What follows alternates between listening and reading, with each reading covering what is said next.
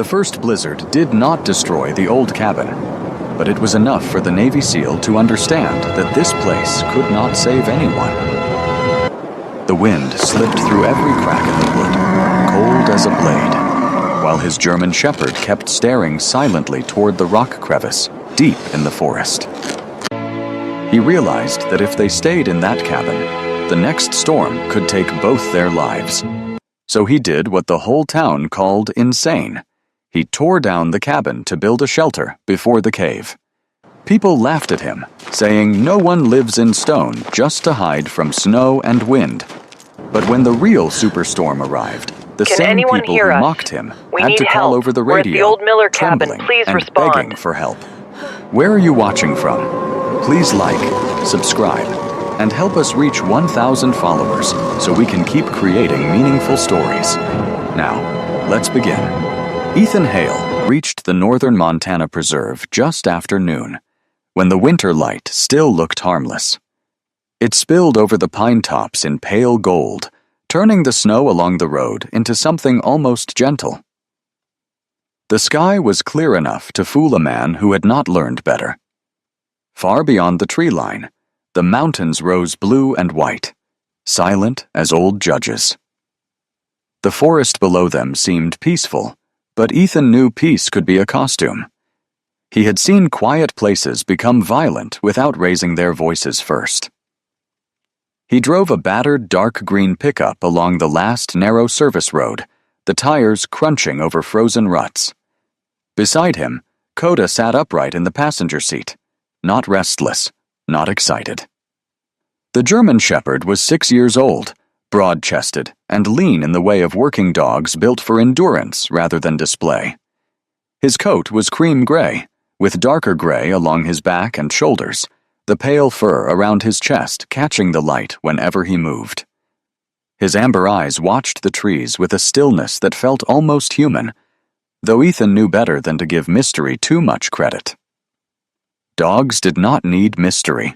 They had noses, ears, instinct, and a loyalty so clean it made most human promises look overdressed. Coda wore a black harness with deep red trim, practical and worn at the edges, with a top handle Ethan had used more than once in terrain that did not forgive mistakes. The dog's ears lifted as they climbed higher. His nose worked once against the window seam. Ethan noticed. He noticed everything. That had once been his job. Before this place, before the preserve, before the small classified pieces of his life were folded away into silence, he had been a Navy SEAL. 35 years old now, he still carried that old discipline in the set of his shoulders and the way his eyes measured distance. He stood about 6 feet tall, lean and compact, the strength in him practical rather than ornamental. His face was clean-shaven, hard-lined, with a square jaw and defined cheekbones. Dark brown hair, cut military short but slightly longer than regulation, lay close to his head. His skin was light but weathered by northern cold, and his gray-blue eyes held the look of a man who had seen many things and judged fewer than people expected. He wore the only outfit that made sense for the work.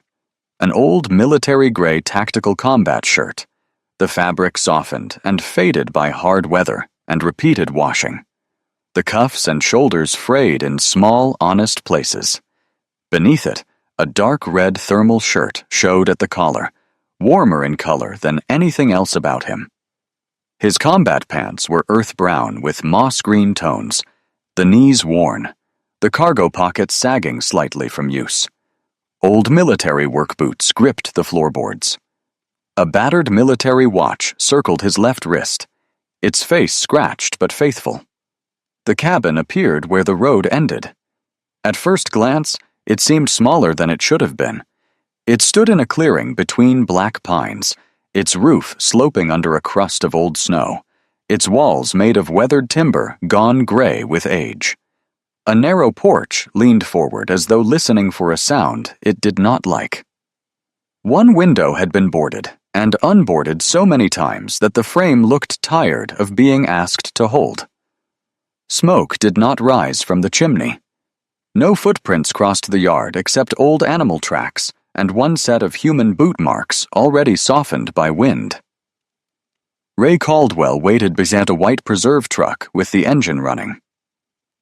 Ray was in his early 50s, thick through the torso, with a square face reddened by years outdoors, and a mustache trimmed short above a mouth that seemed built for practical statements, not comfort. His hair had gone iron gray at the temples, and he wore a heavy brown canvas coat with the preserve patch stitched on one sleeve. He was not cruel, Ethan decided at once, but he was the kind of man who had learned to divide the world into budget lines, weather warnings, and problems that could be postponed until someone else stood in front of them. Ray watched Ethan step out of the truck, then looked at Coda as the dog dropped lightly into the snow. "That him?" Ray asked. "Coda," Ethan said.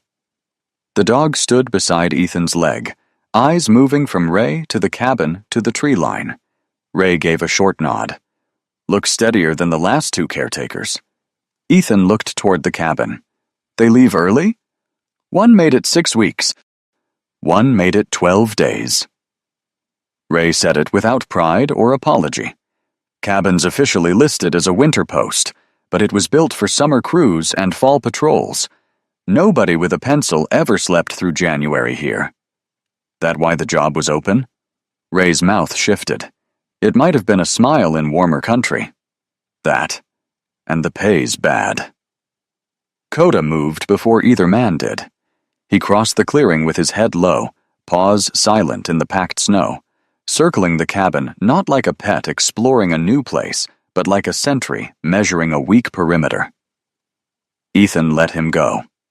There were men who pulled dogs back from every instinct, and then wondered why the animal stopped warning them. Ethan had learned long ago that Coda rarely wasted movement. Ray noticed the silence between them and filled it with facts. Your duties are simple. Check the old boundary markers once a week if weather allows. Radio in treefall or illegal access. Watch the lower trail gates. If tourists get lost where they shouldn't be, you call it in before you play hero. Ethan looked at him. Ray lifted both hands slightly. I read your file. Enough of it. That wasn't an insult. It was a request. I understand requests. Good. Ray glanced at the cabin. There's firewood in the shed, though not enough. The radio works if the antenna isn't iced. The stove draws most days. Door sticks when the temperature drops hard. Roof leaks near the back corner in thaw. That all? Ray looked at him then, more carefully. No. The wind comes down that cut. He pointed toward a dark break between the trees beyond the clearing. Northwest. It doesn't hit like normal wind. It slides under things, around things, finds seams. You'll think you fixed it, then it finds another. Coda had stopped at the north side of the cabin. His ears stood high.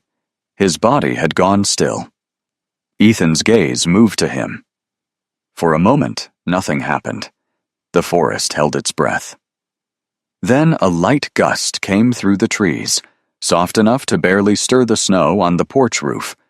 But Coda's fur lifted along his neck as if something colder than the gust had touched him.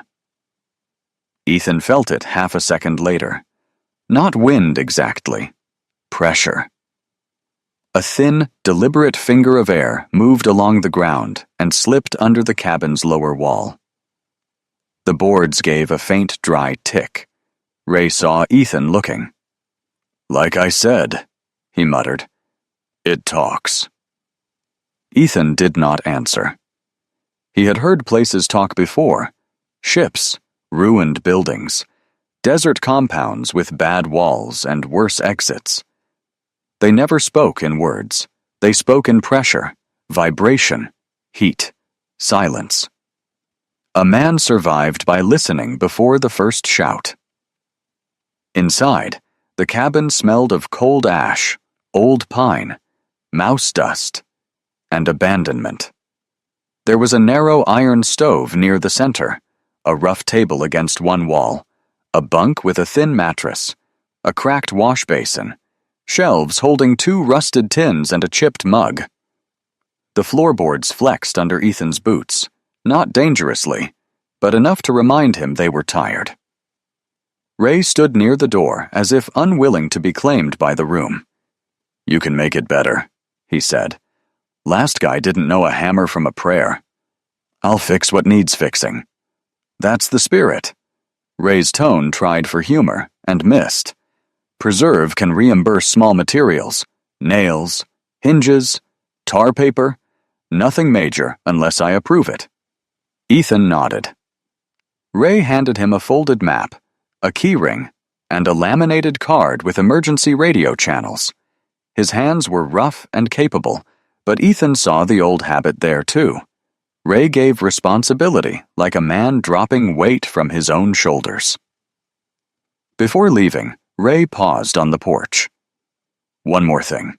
Don't take it personal if town gives you grief. Northridge likes testing newcomers. They'll say this post is cursed." "Is it?" Ray looked at the trees, then at the cabin, then back at Ethan. "No," he said. "Just neglected. Folks confuse the two when they don't want to pay for repairs." He climbed into the preserve truck and drove away, the engine fading into the pines until only the clearing remained. Ethan stood alone with Coda and the old cabin. For the first hour, he worked without thinking about the loneliness of it. That was the mercy of labor. He unloaded tools, stacked supplies, checked the stovepipe, pried loose warped boards near the porch, and cleared snow from the back wall. He found places where mice had nested in insulation that should have been replaced years ago. He found a roof seam patched badly with tin. He found the door frame out of square by almost half an inch. A weaker man might have cursed. Ethan only made a list. By late afternoon, he had a fire going. The stove smoked at first, then settled into a low orange burn. Warmth gathered in the room slowly, suspicious of staying. Outside, the sunlight thinned behind the pines, and the shadows grew longer across the clearing. Coda lay near the door, not sleeping, his head resting between his paws. Every few minutes, his ears twitched toward the north wall. Ethan watched him over the rim of a tin cup of coffee, gone bitter. "You hear it too," he said quietly. Coda did not look back. That was answer enough. As darkness arrived, the cabin changed. In daylight, its flaws had been visible and ordinary. At night, they became intentions. The wind came down from the northwest just as Ray had said, first in loose breaths, then in steady strokes that pressed against the trees until their trunks groaned. Snow dust hissed across the porch. The patched roof creaked above him. Somewhere in the wall, a nail worked slowly against old wood with a sound like a tooth worrying loose. Ethan sat on the bunk and listened. The stove burned. The room should have warmed. Instead, cold moved low across the floor, searching under the table, climbing the legs of the chair, touching the edge of his boots. He stood and crossed to the door, crouching beside Coda. The dog had placed his body along the bottom seam, not dramatically, not like a frightened animal, like a soldier blocking a breach. Ethan put his hand near the lower frame. A narrow blade of cold slid over his knuckles. There it was. He packed cloth into the seam, then drove 2 temporary wedges into place. The draft lessened. The cabin gave a small wooden sigh, almost grateful. For a while, that should have been enough. But near midnight, Ethan woke from a shallow sleep to a sound he could not name. Coda was standing. Not at the door now. At the window. His silhouette was rigid against the faint gray light outside. His ears were forward, his mouth closed, his body held in that strange, suspended way dogs had when instinct gathered all their thoughts into one point. Ethan rose without turning on the lantern. Beyond the glass, the clearing lay under moonlit snow. The forest stood black and silver. Nothing moved except wind-driven powder sliding over the ground. Then Coda made a low sound. Not a growl, not a bark. A warning held behind the teeth. Ethan followed the line of the dog's gaze. At the far edge of the clearing, where the trees thickened toward the dark ridge, the snow swirled differently. It did not blow straight. It curled sideways, then flattened, then vanished into the trees as if being pulled through a hidden mouth. Ethan leaned closer. For a moment, the moonlight caught something beyond the pines, dark stone, partly concealed, rising behind the timber. The shape was gone almost immediately behind moving snow, but Coda kept staring, and Ethan felt, with a tightening behind his ribs, that the dog had not been listening to the cabin at all. He had been listening beyond it. The thought stayed with him until morning. When dawn came, it came pale and hard. Ethan stepped outside with an axe in one hand and a coil of rope over his shoulder. He had repairs to make before the next night: door frame, roof seam, lower wall, stove draw. The list was clear. The work was honest. Still, Coda did not follow him to the woodpile. The dog crossed the clearing instead. Ethan stopped. "Coda!" The German shepherd paused but did not return. He looked back once, amber eyes steady, then turned toward the trees. There was no panic in him, no disobedience either. Not really. Only certainty. Ethan had followed men into danger for worse reasons than that. He set the axe down. The wind moved low across the clearing, dragging loose snow over his boots. Behind him, the old cabin waited with its patched walls and stubborn little stove, trying to be a shelter. Ahead, Coda's paw prints led into the forest, clean and deliberate beneath the cold morning light. Ethan stood between them for one breath longer. Then he followed the dog. Coda did not run as if he were fleeing. That was the first thing Ethan noticed. The German shepherd moved with purpose through the pines, his cream-gray coat slipping between dark trunks and white ground like a shadow that had learned discipline. His paws landed cleanly, leaving deep, certain prints in the fresh snow. He did not pause to sniff every branch or bury his nose into the drifts the way a younger dog might have. His ears stayed forward, catching whatever sound had drawn him away from the cabin. Ethan followed at a steady pace, not calling him back. The morning air was bright and brittle. It cut into his lungs with every breath, but the cold had a clean edge now, different from the stale cold that had crawled along the floorboards through the night. Out here, at least, the cold was honest. It came from the sky, from the snow, from the frozen bark of the trees. It did not pretend to be shelter. The forest north of the cabin rose gradually toward a broken ridge. Tall lodgepole pines stood close together, their dark needles carrying small shelves of snow. Here and there, fallen trunks lay half-buried, their bark split open by old seasons. The ground was uneven beneath the snow, hard with stone and roots.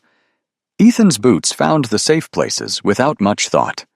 Years of moving through hostile terrain had left a map inside his muscles. Coda stopped near a shallow dip where animal tracks crossed each other in confused lines. Ethan slowed. The dog's head lowered. His tail stiffened. A blur of white-brown movement broke from the base of a deadfall. A snowshoe hare. It shot across the snow in sharp, panicked bursts, oversized hind feet kicking powder behind it as it zigzagged between roots and stones.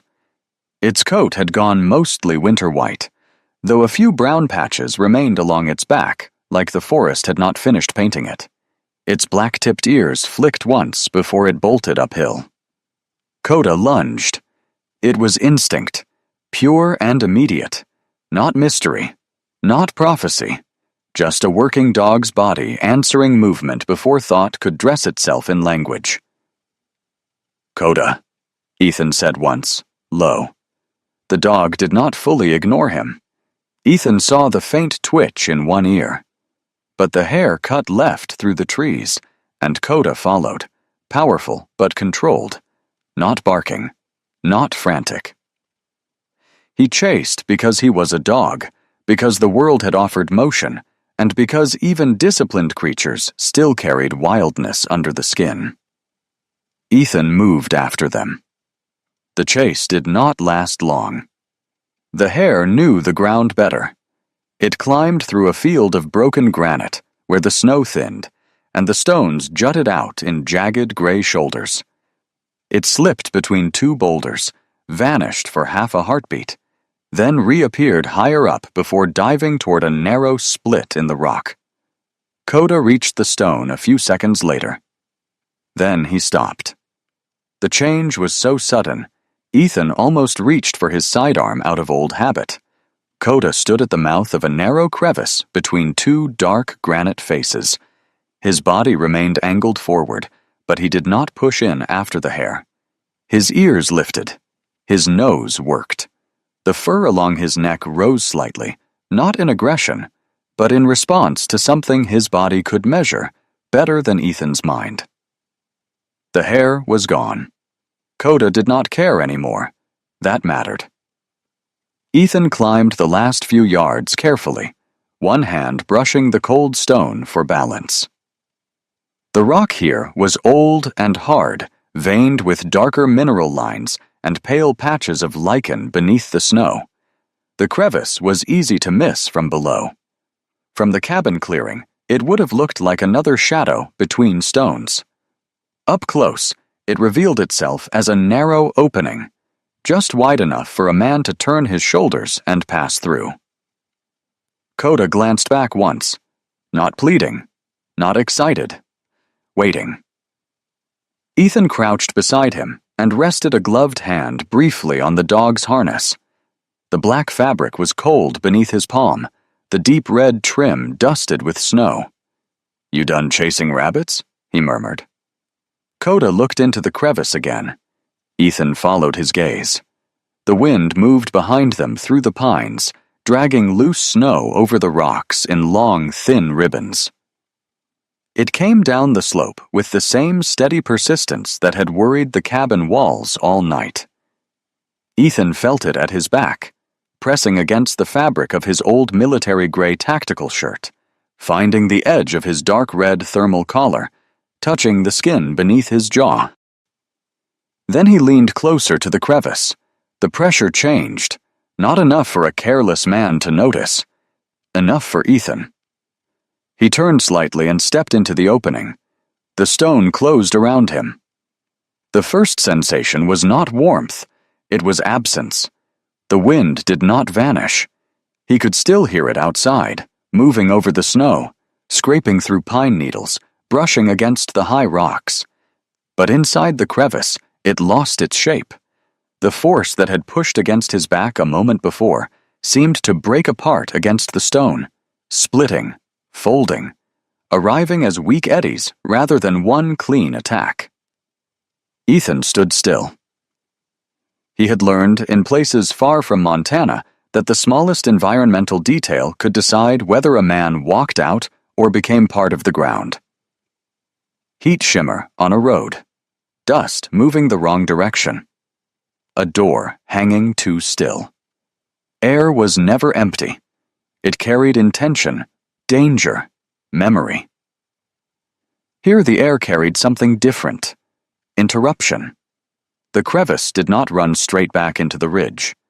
After a few feet, the right wall angled inward, forcing the narrow passage to bend slightly before widening into a shallow pocket. The pocket was not large. It could hold 2 men standing, maybe 3 if none of them cared about comfort. A few dry pine needles had collected along one side, but they lay in a strange pattern. They had not been driven deep by wind. They had settled as if the force bringing them in had lost interest halfway through. Coda stepped in behind him. The dog's posture changed at once. At the mouth of the crevice, his ears had been sharp and active. Inside the pocket, his shoulders lowered. His jaw loosened. He did not lie down, but the guarded tension left his body in degrees, like a bowstring eased by careful hands. Ethan noticed that too. He always noticed Coda. There had been nights when the dog's stillness had meant more than any instrument, when a low head or angled ear had warned Ethan that something human eyes had missed was already moving. Coda was not magic.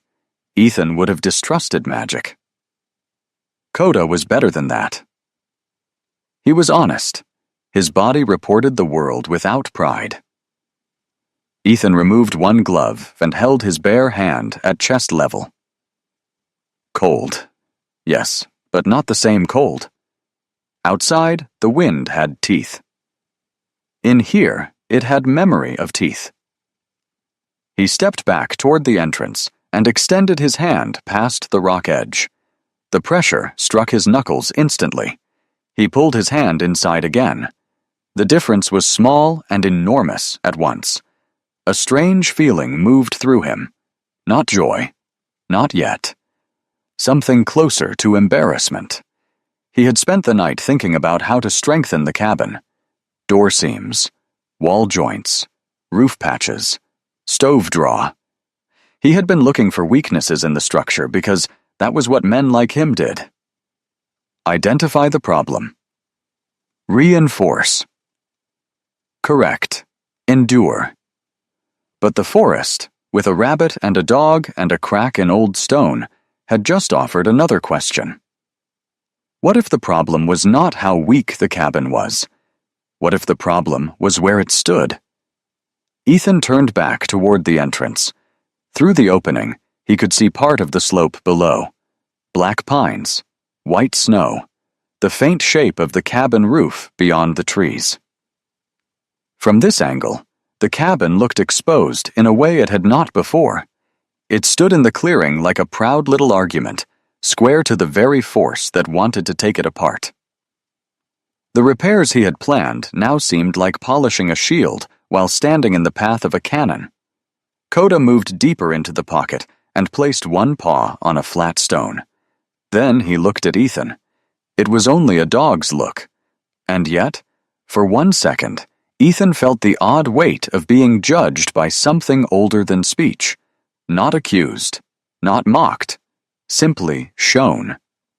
A thin ribbon of loose snow skated past the crevice mouth, driven hard by the slope wind. Ethan watched it rush toward the opening, certain it would shoot straight through. Instead, the snow curled. It twisted sideways, broke apart into powder, and dropped softly near Coda's paws. The dog lowered his nose to it, sniffed once, then looked up at Ethan as if the mountain had just spoken in a language only the two of them had bothered to hear. Ethan did not move for a long moment. The forest outside kept breathing. The ridge held its silence. Somewhere under the rocks, the hare had escaped into whatever small kingdom belonged to hares and other creatures wise enough to choose narrow doors. Finally, Ethan crouched and studied the lower edge of the crevice. The ground was uneven, but not unstable. Old stone, packed dirt, wind-scoured snow. No fresh rockfall marked the entrance. No heavy ice hung above. There were cracks in the granite, but not the kind that promised immediate betrayal. Still, he did not let the thought run too far. A place that sheltered from wind could kill a man another way if he mistook advantage for permission.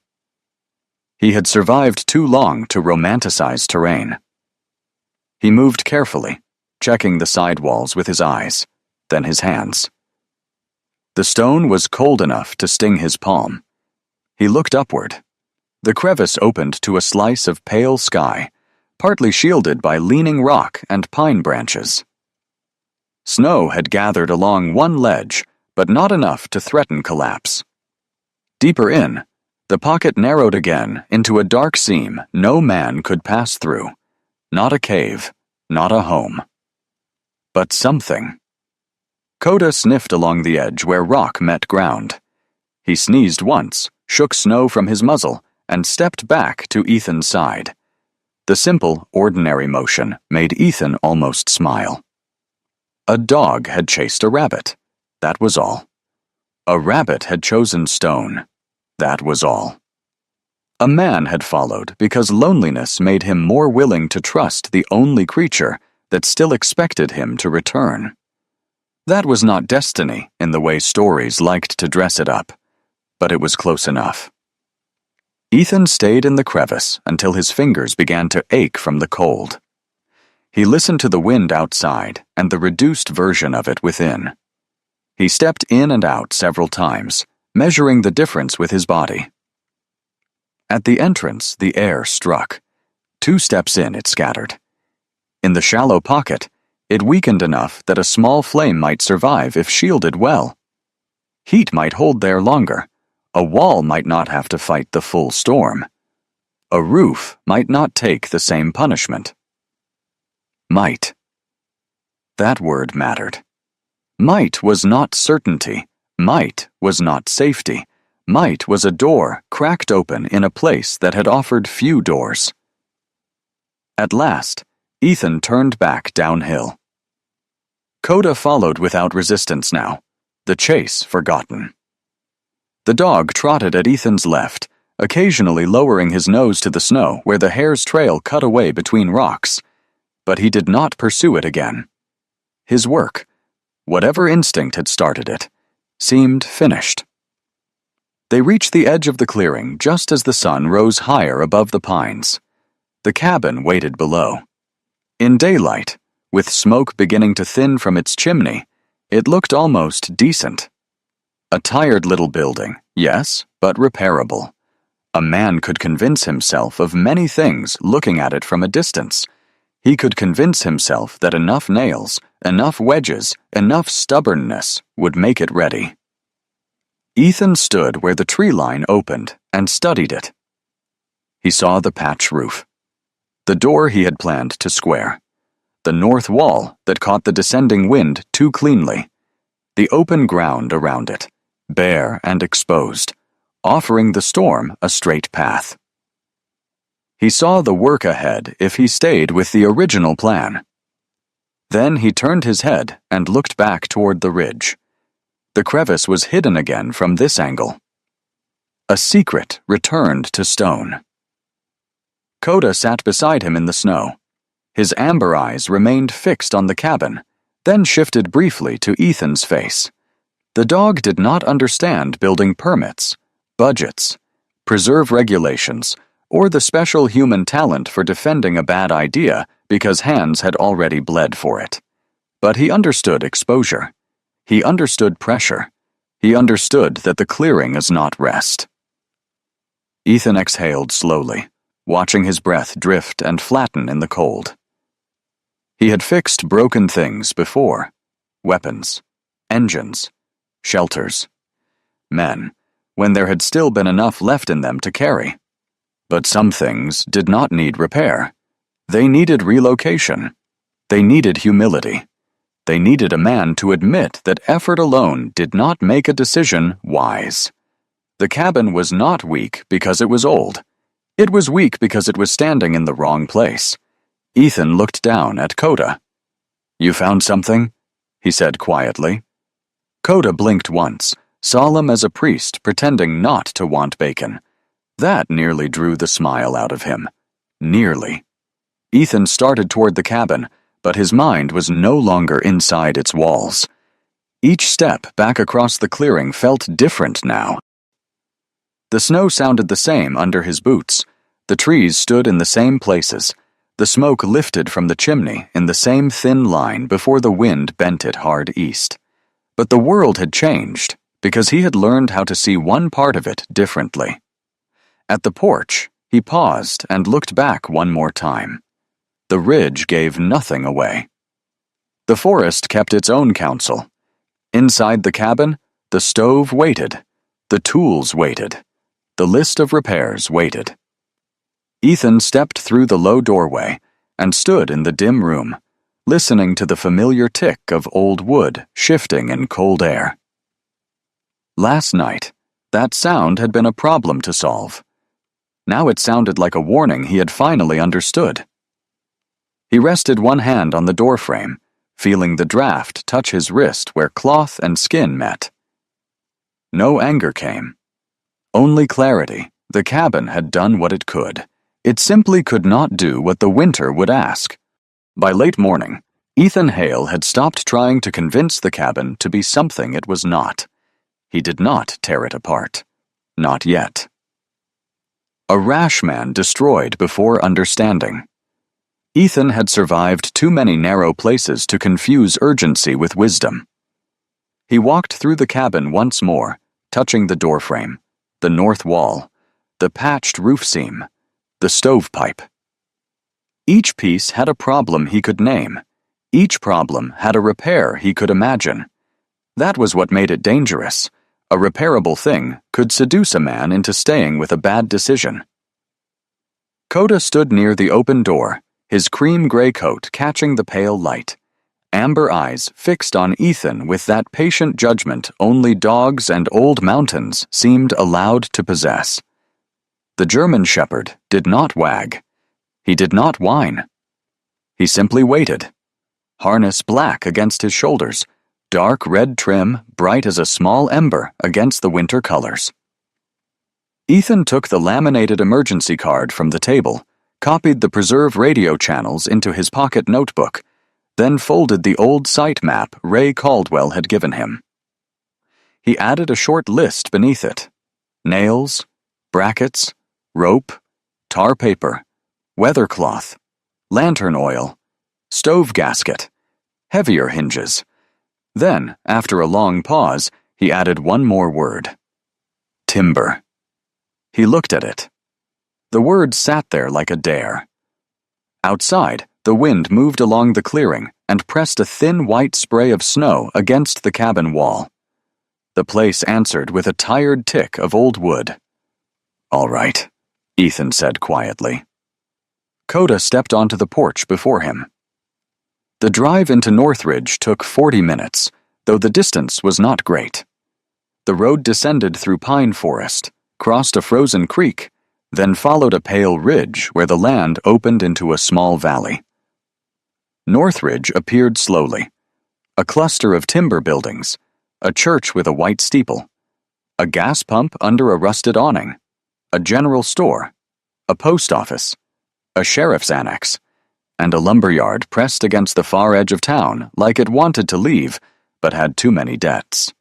Smoke rose from chimneys and bent east almost immediately. Ethan noticed that too. Northridge was not poor exactly, but it was weathered. The kind of town that had patched itself so many times, the patches became history. Trucks carried dents like family names. Porches leaned but did not fall.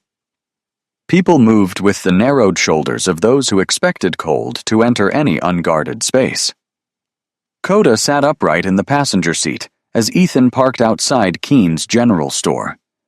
The store had a wide front window filled with practical things: wool socks, lanterns, canned beans, dog biscuits, snow shovels, ammunition boxes, coffee tins.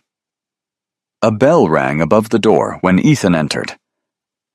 Heat from a black iron stove rolled over him at once, carrying the smell of coffee, dried leather, flour sacks, old wood, and the faint sweetness of peppermint candies kept in a glass jar near the counter.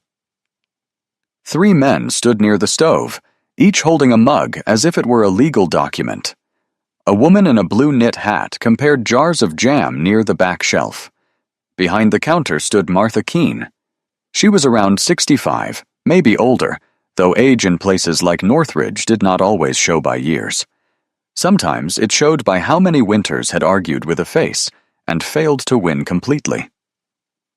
Martha was short and broad, with strong hands, silver hair pinned into a tight bun, and pale blue eyes sharp enough to trim loose threads from across a room. Her cheeks had a permanent pinkness from stove heat and cold air. She wore a thick, dark green cardigan over a plaid dress, and she carried herself like someone who had been obeyed for so long that even silence seemed to stand straighter near her. Her mouth curved when she saw Ethan, not welcoming, interested. "You're the new preserve man," she said. "Ethan Hale." "I know." Ray called ahead. She looked past him toward the window, where Coda waited in the truck. "That your dog?" Coda. "Looks smarter than most men who take that post." One of the men near the stove chuckled. Ethan did not react. "I need supplies." "Supplies we have," Martha said. "Common sense costs extra, and we're nearly out." The men laughed again, not cruelly, but easily. They had the rhythm of people who had practiced laughing together for years. Ethan gave her the list. Martha put on half-moon glasses and read it slowly. Her eyebrows lifted at timber, then at brackets, then at rope. "This is more than patchwork." "That's right. You planning to rebuild that cabin?" "No." The store quieted a little, the way rooms do when gossip smells fresh. Martha lowered the list. "Then what exactly are you planning?" Ethan could have lied. He could have said he wanted reinforcement, emergency storage, animal fencing. Men lied for comfort more often than for malice. But comfort was expensive in cold country. "I found a windbreak in the rock north of the cabin," he said. "Natural crevice. The wind breaks inside it. I'm looking at putting a storm shelter there." For half a second, no one moved. Then one of the men near the stove coughed into his coffee. Martha stared at Ethan over the rim of her glasses. "A storm shelter," she repeated. "In the rock." "In the rock," she said again, and this time the words were not a question.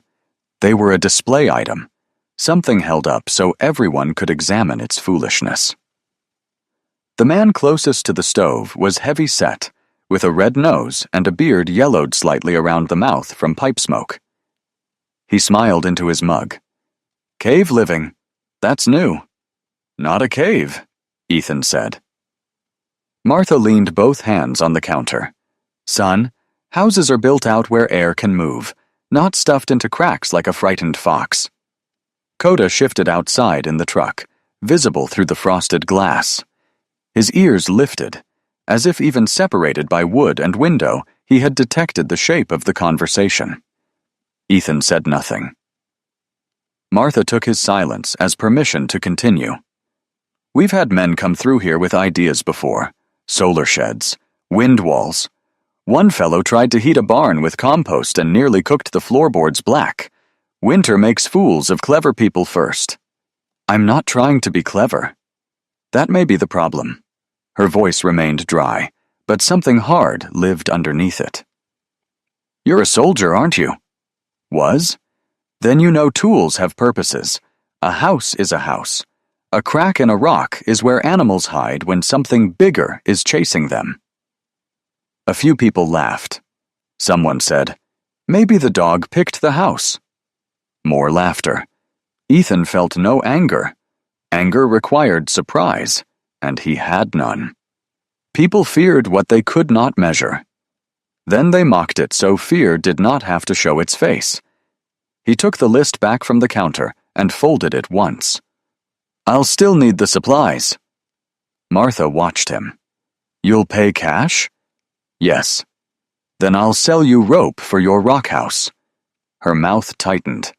"But don't expect the mountain to apologize when it teaches you manners." The words had weight, more than the jokes. Ethan heard something behind them that was not simple ridicule. A grief hardened into policy, maybe. A memory wearing armor. He had seen that in veterans, widows, officers, mothers.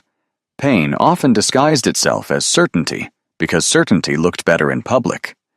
Ethan looked at the men near the stove, then back at Martha. "I'm also leaving my emergency contact," he said. That changed the room again, just slightly. Martha blinked. "Your what?" "My phone number. Preserve radio frequency. If the weather turns bad and anyone near the North Road needs help, call in." The heavyset man grinned.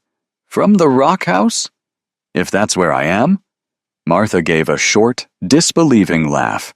"Well, if your little shelter gets too cold, you call us. My store has walls that don't need a geology lesson." "I appreciate it." That seemed to annoy her more than an argument would have. Ethan wrote his number and the radio channel on a scrap of brown packing paper. His handwriting was small, square, disciplined. Martha took the paper between two fingers, as if it might leave foolishness on her skin. Then, after a pause, she slid it under the edge of the cash box. "I'll keep it," she said, "for entertainment." As Ethan turned to leave, Coda let out one low bark from the truck. Not sharp, not loud. One sound, deep enough to cut through the store window and stop the laughter before it finished. Everyone looked. Outside, the dog was not looking at the door. He was staring across the street toward the lumber yard, where an old man stood half hidden beneath the workshop awning, motionless in the falling light, his face pale and stricken, not amused, not doubtful, but as if Ethan had just spoken aloud a dream the old man had buried years ago and forgotten to mourn. Ethan followed Coda's gaze. The old man did not wave. He only turned and disappeared into the lumber yard. Ethan paid for what Martha had ready: oil, nails, cloth, 2 coils of rope, and loaded them into the truck. Coda watched him with solemn attention, then glanced again toward the lumber yard. "I saw him," Ethan said. Coda sneezed once, which Ethan chose not to interpret. The lumber yard belonged to Rourke Timber and Repair, according to a weather-beaten sign nailed crooked above the gate. Inside the yard, stacked boards sat under tarps weighted with stones. Sawdust froze in pale drifts near the workshop door. A half-built cabinet leaned against one wall, its joints so cleanly cut that Ethan paused despite himself. A man stepped out from the workshop, wiping his hands on a cloth. Mason Rourke looked nearly 70, tall but bent slightly through the shoulders, as if years of leaning over wood had taught his spine a new loyalty. His hair was white and thin, combed back without much success. A short white beard covered his jaw, trimmed unevenly by hands that cared more about tools than mirrors. His face was narrow, deeply lined, with gray eyes that seemed mild until they settled on something structural. Then they sharpened like chisels. His hands were large, knuckled, and scarred, the fingers slightly crooked from old breaks and weather. He had the careful manner of a man who had spent his life making things fit and never quite managed to make himself fit anywhere. "You're Hale," Mason said. "Yes, Mason Rourke." They shook hands. Mason's grip was dry and strong, though Ethan felt a faint tremor in it. "You heard in the store," Ethan said. "I heard Martha perform in the store," Mason replied. "Hearing and enduring aren't the same craft." Ethan almost smiled. Mason looked toward the truck. Coda sat with his head out the open window, amber eyes fixed on the old carpenter. "Good dog," Mason said. "He knows. Most good dogs do." Mason turned and motioned Ethan inside. "Show me what you need." The workshop smelled of cedar shavings, iron, boiled coffee, and linseed oil. Tools hung in careful rows along the walls: planes, chisels, hand saws, braces, squares, clamps. On a large table near the back lay several rolled papers, weighted with a mug and a block plane. One of them had been partly unrolled, showing a pencil drawing of a low structure pressed against a rock face. Ethan saw it before Mason could cover it. The old man noticed. For a moment, the room filled with the small awkwardness of exposed longing. "That old thing," Mason said. "It looks like a shelter." Looked, Mason corrected. Long time ago. Ethan waited. Mason rubbed his thumb along the edge of the work cloth in his hand. His eyes moved toward the window, where the general store stood across the street. I spent years reading about mountain houses, old trappers, mining camps, Scandinavian sod roofs, stone windbreaks, places built by people who couldn't afford to be proud. They used earth, rock, slope, tree lines, made the weather go around them instead of through them. He gave a quiet laugh, but it contained no humor. I drew plans once. Thought Northridge ought to have a proper storm refuge built into the ridge. Low roof, double entry, stone back wall. Wind turned before it touched the door. He looked down at his hands. People called it a cave, a root cellar for cowards. Martha called it my badger palace. She has a way with words. She has a way with fear. Mason's voice softened just a fraction. Most do. Ethan looked at the drawing again. Why didn't you build it? Mason's face changed. It did not collapse. It did something worse. It stayed almost exactly the same while the life behind it dimmed. Because I listened too long, he said. Not to the wind, to people. A man can survive ridicule once or twice, but when it comes every time he opens his mouth, he starts trimming his own thoughts before they reach daylight. He folded the cloth carefully. After a while, he calls it maturity. It's usually surrender wearing better boots. Ethan felt the word settle somewhere deep. Outside, a truck passed slowly, chains clinking on its tires. The sound faded. Mason straightened with effort and tapped Ethan's list. If you're building into stone, standard cuts won't save you. You'll need short lengths first, easier to fit. Don't trust the rock to be straight just because it looks solid. Rock lies less than wood, but it still lies. I haven't gotten approval to build. Then don't call it building yet. Call it measuring. Mason's eyes sharpened. And if Ray Caldwell complains, tell him the old cabin is a liability with a stovepipe. Ethan looked at him.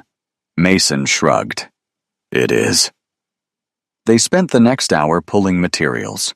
Not enough to build a shelter, only enough to begin understanding one.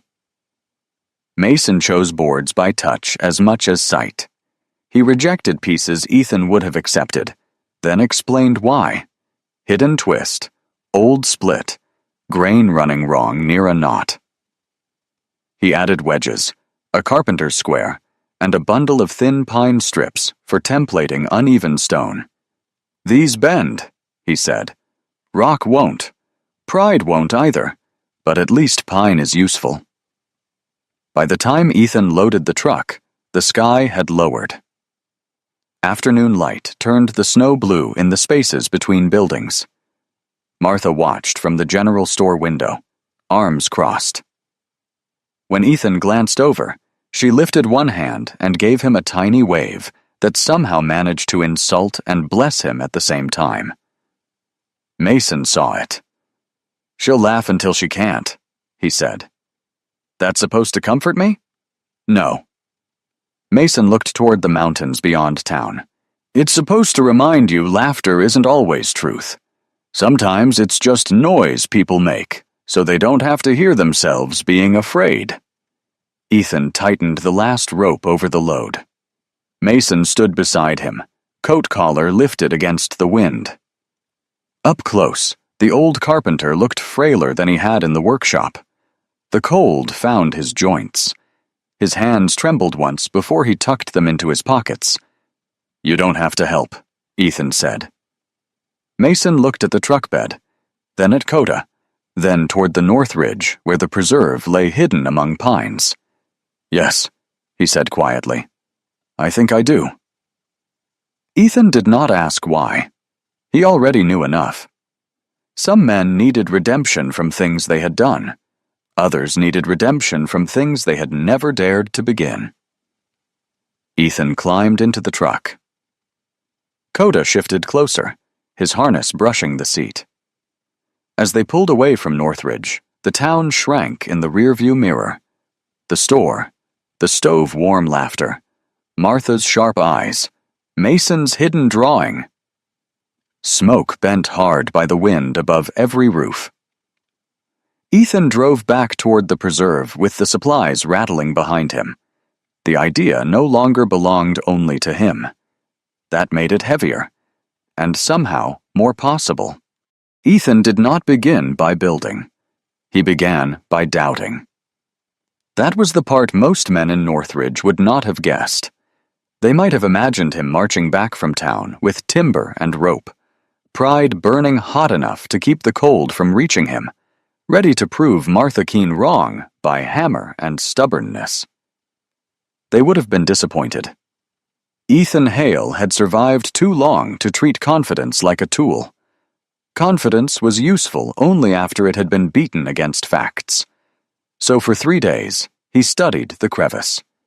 Each morning, he left the old cabin before sunrise with Coda at his side and a pack over one shoulder. The forest would still be blue with dawn, the pines standing black against the pale snow, and the air so cold it made the inside of his nose sting. His boots followed the same path north through the clearing, past the deadfall where the hare had first broken cover, up the slope toward the granite. Coda always reached the stones first. The German shepherd no longer searched for the rabbit. That brief wild chase had become only a doorway into something larger. Now he moved with workmanlike calm, head low, ears shifting to the forest, then to the wind, then to Ethan's steps behind him. His cream-gray coat carried flecks of snow along the shoulders, and the black harness with dark red trim stood out against the winter like a mark of purpose. At the mouth of the crevice, the dog would stop. Every time. Not because he was afraid. Ethan knew fear in a dog. He had seen it in trembling legs, wide eyes, frantic licking. Coda showed none of that. He stopped the way a seasoned guide stopped at a river crossing, not refusing the path, but reminding the man behind him that water had opinions too. Ethan checked everything. Fresh rockfall first. He walked the base of the granite walls, looking for newly broken edges, pale scars in the stone, snow disturbed by falling pieces. There were old fragments, yes, but nothing recent enough to suggest the ridge was shedding itself in weather.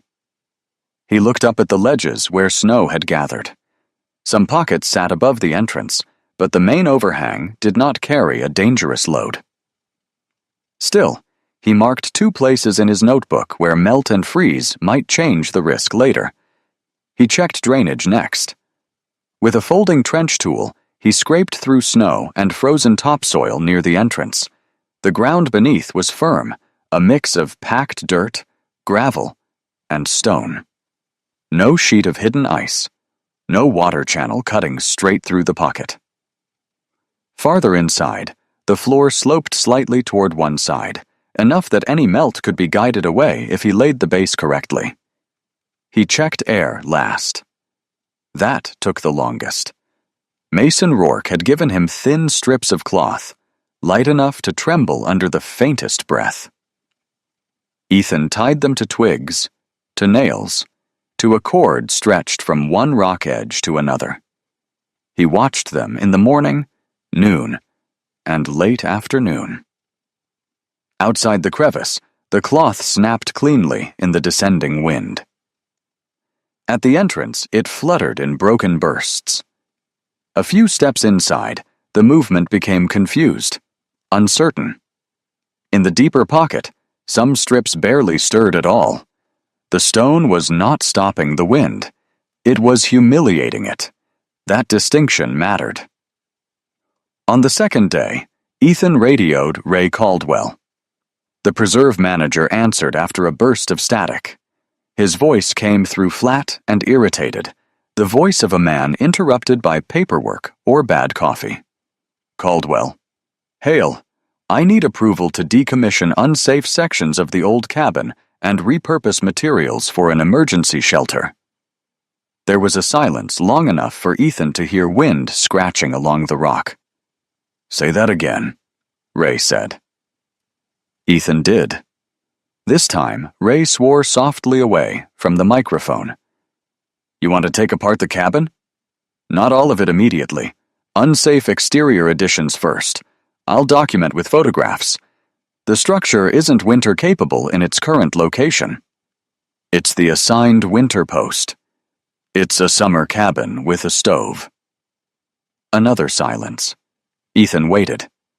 He could imagine Ray in his office, thick fingers pressed against his forehead, seeing budgets, liability forms, and the shape of a headache.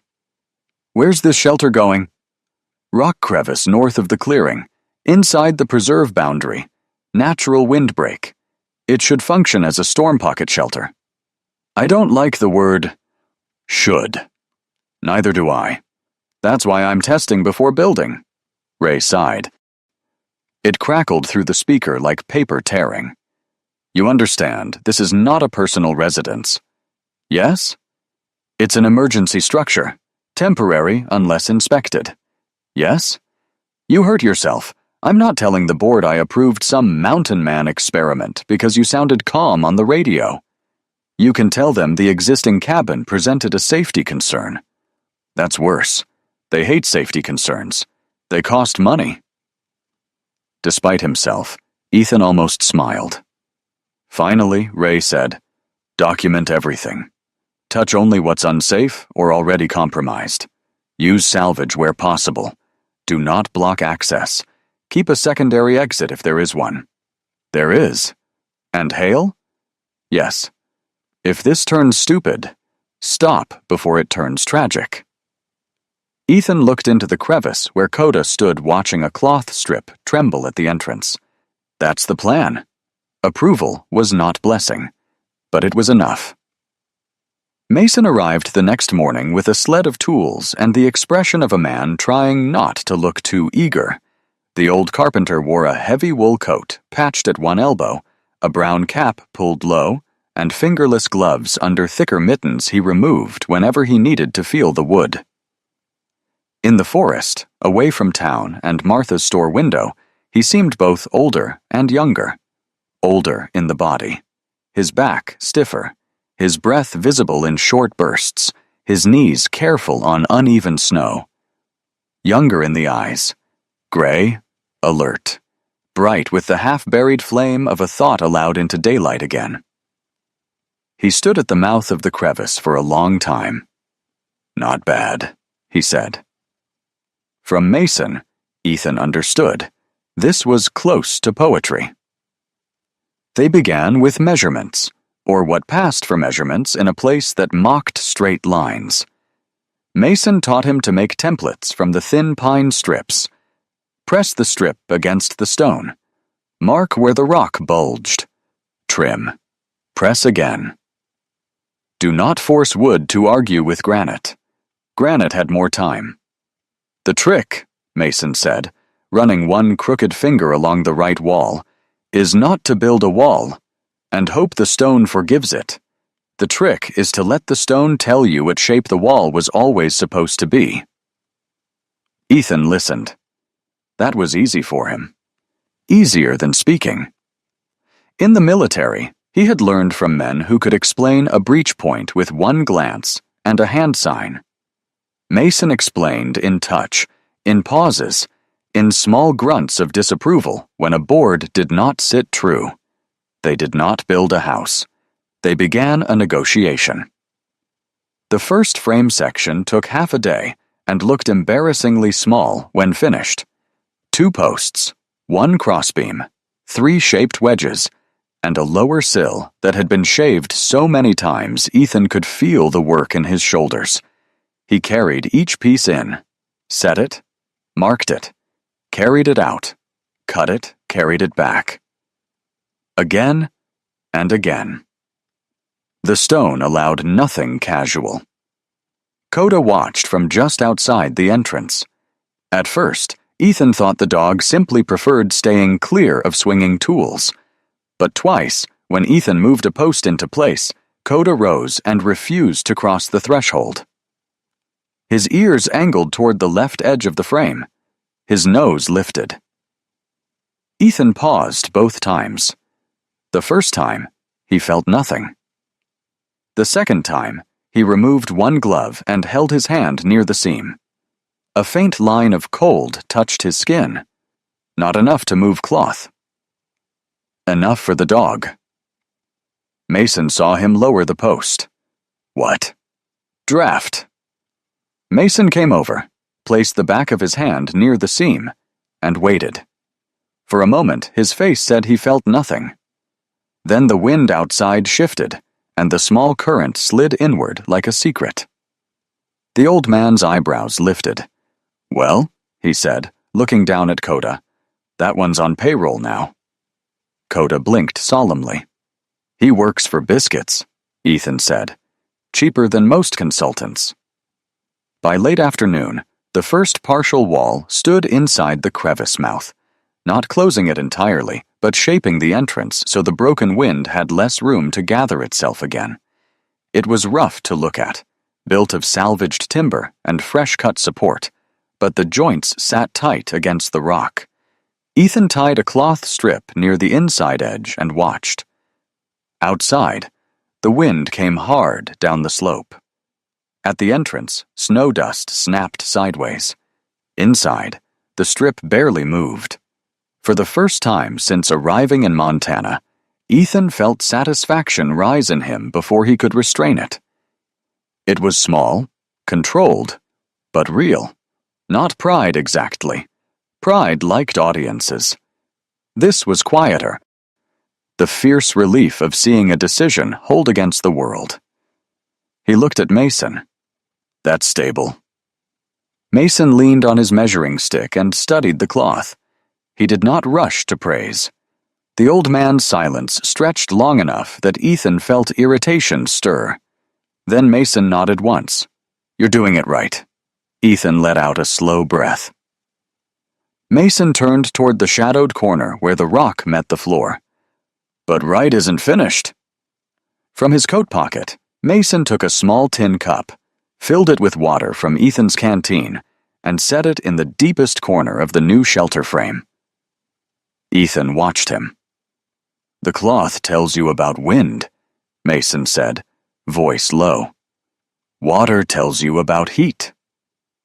Coda stepped forward, sniffed the cup once, then backed away and lay down near the entrance, not in the safe pocket, but between Ethan and the corner, as if guarding them from a danger too quiet to deserve teeth. That night, Ethan slept in the old cabin, though sleep came only in torn pieces. The wind rose after midnight and pressed against the repaired door. He had sealed it better now, driven wedges into the frame, packed cloth along the lower seam. The room was less cruel than before, but no warmer in any honest sense. The stove glowed red. Heat gathered near it, then thinned toward the walls, as if ashamed to travel. Ethan lay on the bunk fully dressed, boots on the floor within reach, and thought of the tin cup. It was a ridiculous thing to think about in the dark. A cup of water in a half-built shelter. Nothing dramatic, nothing heroic. Yet it troubled him more than the laughter in town had. Laughter was easy to dismiss. Water was not. Water had no opinion. It simply told the truth when temperature asked. Before dawn, he rose. Coda was already awake. They climbed to the crevice under a hard blue sky. Frost silvered the rocks. The cloth strip inside the frame hung still. Ethan's first feeling was victory. Then he crouched by the tin cup. A thin skin of ice covered the surface. Not thick. Not complete. Enough. Mason arrived half an hour later and found Ethan still crouched there, holding the cup. The old man said nothing at first. He looked at the ice, then at the frame, then at the floor. Wind didn't get in, Ethan said. No, but cold did. Mason nodded. Cold doesn't need to rush. That's why it's harder to respect. Ethan set the cup down. The mistake was not catastrophic. That almost made it more valuable. Catastrophic mistakes taught by killing. Small mistakes taught while a man could still listen. They spent that morning changing the plan. The floor could not sit directly on the stone and frozen ground. They would raise it slightly, leaving a shallow, dead-air space beneath, then pack dry earth and gravel where needed to stop ground cold, distant from climbing straight into the living area. Mason suggested flat stones near the stove location to absorb heat and release it slowly. Ethan added the idea of an entry pocket, a crude vestibule, not large, but enough that the door would not open directly into the warm core. 2 doors if we can manage it, Mason said. Not enough hinges. 1 door and 1 hanging barrier then. Canvas. Blanket. Anything that makes the cold knock twice. Ethan liked that. Make the cold knock twice. It was the kind of phrase a man remembered when his fingers were too numb for theory. They returned to the old cabin and began selecting what could be stripped first under Ray's permission. The porch railing was nearly useless but yielded short braces. The sagging outer shed wall came down easily, its boards gray and warped but salvageable in pieces. Ethan photographed each section before removal, noting rot, split grain, failed nails. Not because he enjoyed paperwork, but because Ray had asked for documentation and because legitimacy mattered if this shelter was ever to help anyone beyond him. Mason moved slower than Ethan, but wasted less. He could look at a board and already know its second life. A warped plank became a shelf. A short beam became a brace. An old door frame, once squared and cut down, might become the inner hanging support for the vestibule barrier. He handled discarded wood with something like mercy. "Most things aren't useless," he said once, noticing Ethan watching. "They're just done being what people first wanted." Ethan carried that sentence longer than he expected. By evening, the crevice held more than a frame. It held intention. A raised floor section sat in place near the back pocket. Flat stones were stacked where the stove might eventually stand. The entrance frame had been adjusted again so the left seam no longer whispered cold when Coda passed it. A temporary canvas sheet hung from a crossbar, ugly and stiff, but when Ethan stepped through it, he felt the air hesitate. Not warmth, not shelter. A beginning. Mason stood outside the crevice, looking at the day's work in the dimming light. Snow had begun to fall in fine, dry grains. They caught in his white beard and on the shoulders of his old coat. For a moment, he seemed less like a carpenter than a forgotten prophet of timber and stone, one who had waited too long for anyone to believe the mountain could be read. Ethan came to stand beside him. "You think it will work?" Mason did not answer quickly. "I think," he said at last, "it has earned the right to keep being tested." That was honest. Ethan respected honest more than comfort. Coda walked into the shelter, crossed the raised floor, and turned once before lying down in the shallow pocket behind the frame. His shoulders lowered. His head settled on his paws. His amber eyes stayed open, but the hard alertness had eased from his body. Ethan watched him. The old cabin had never done that to the dog. Not once. The wind moved outside the crevice, brushing snow along the rock face, searching for its old straight path. This time, it did not find one easily. It struck the granite, broke, curled, and weakened before it reached the work of their hands. Ethan felt the cold on his face. He felt the ache in his shoulders. He felt the sting of split skin at one knuckle where the day had opened him. And beneath all of it, he felt something dangerous and necessary. Not certainty. Commitment. The shelter was not ready. The floor needed finishing. The frame needed reinforcement. The old cabin still had to surrender more of itself. Ray would need more reports. Mason would need rest whether he admitted it or not. And Winter, indifferent as any ancient god, would keep walking toward them. But Ethan no longer felt as though he were repairing a mistake. He was building an answer. The warning came over the radio just after sunrise.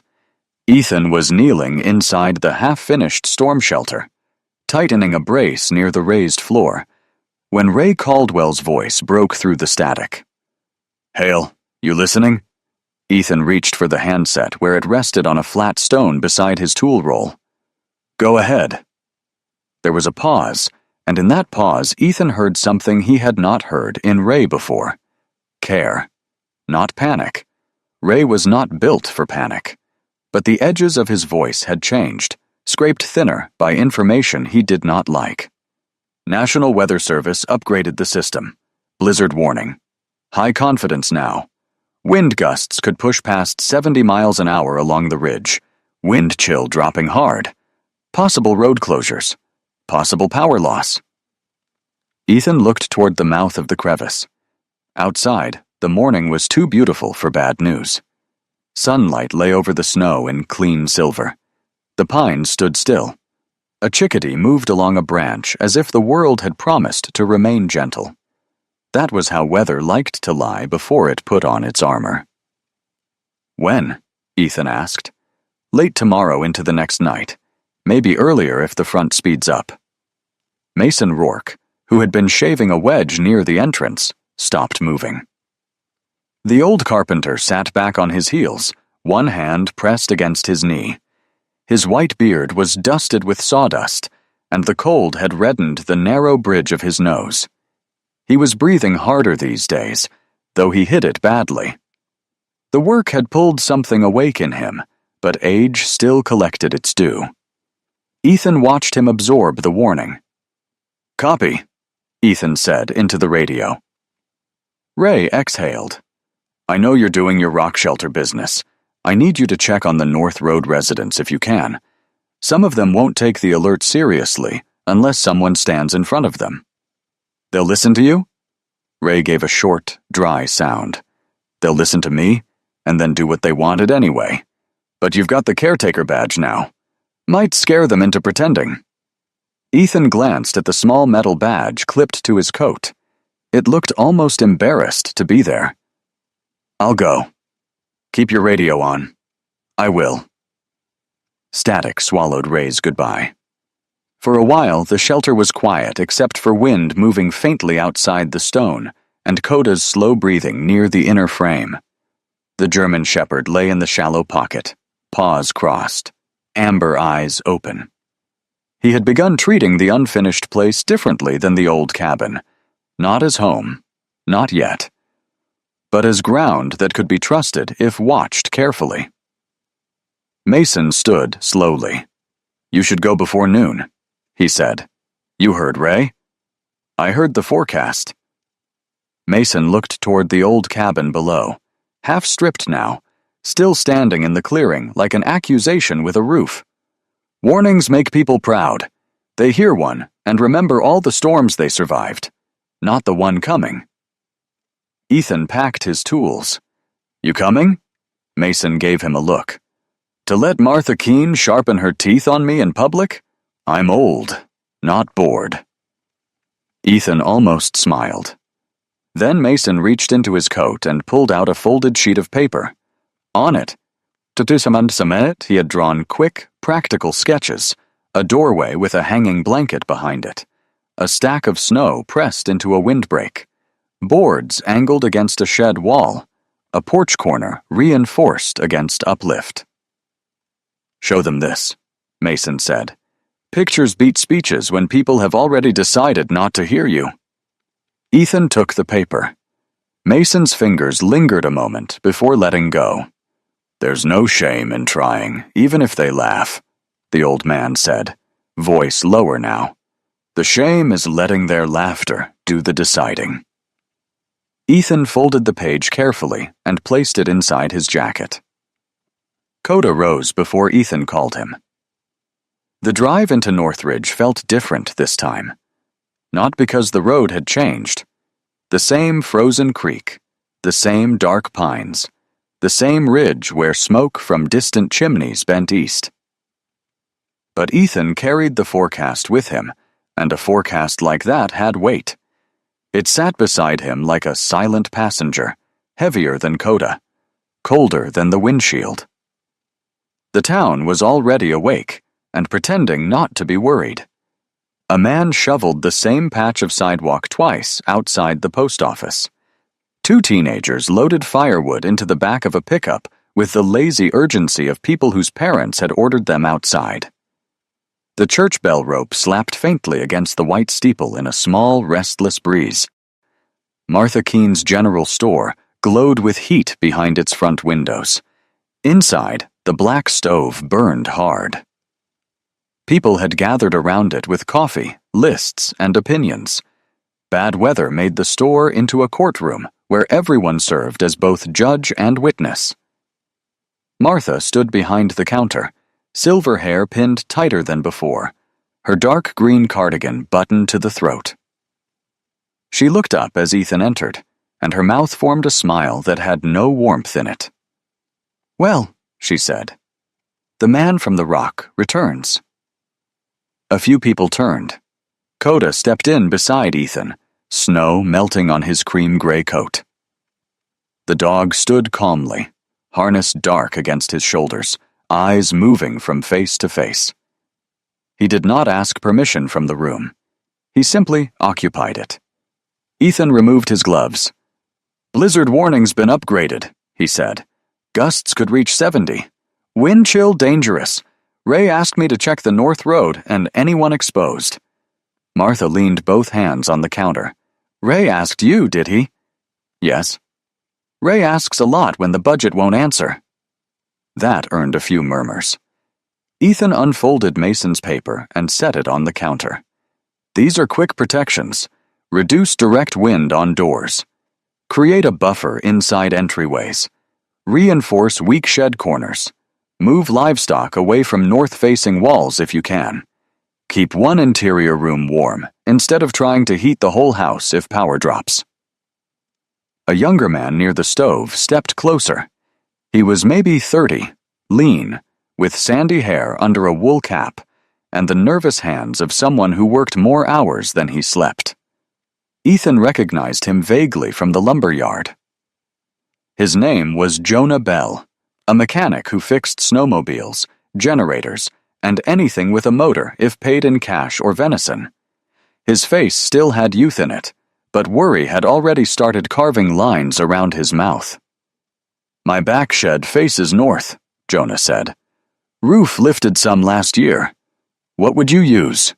Ethan pointed to one of Mason's sketches.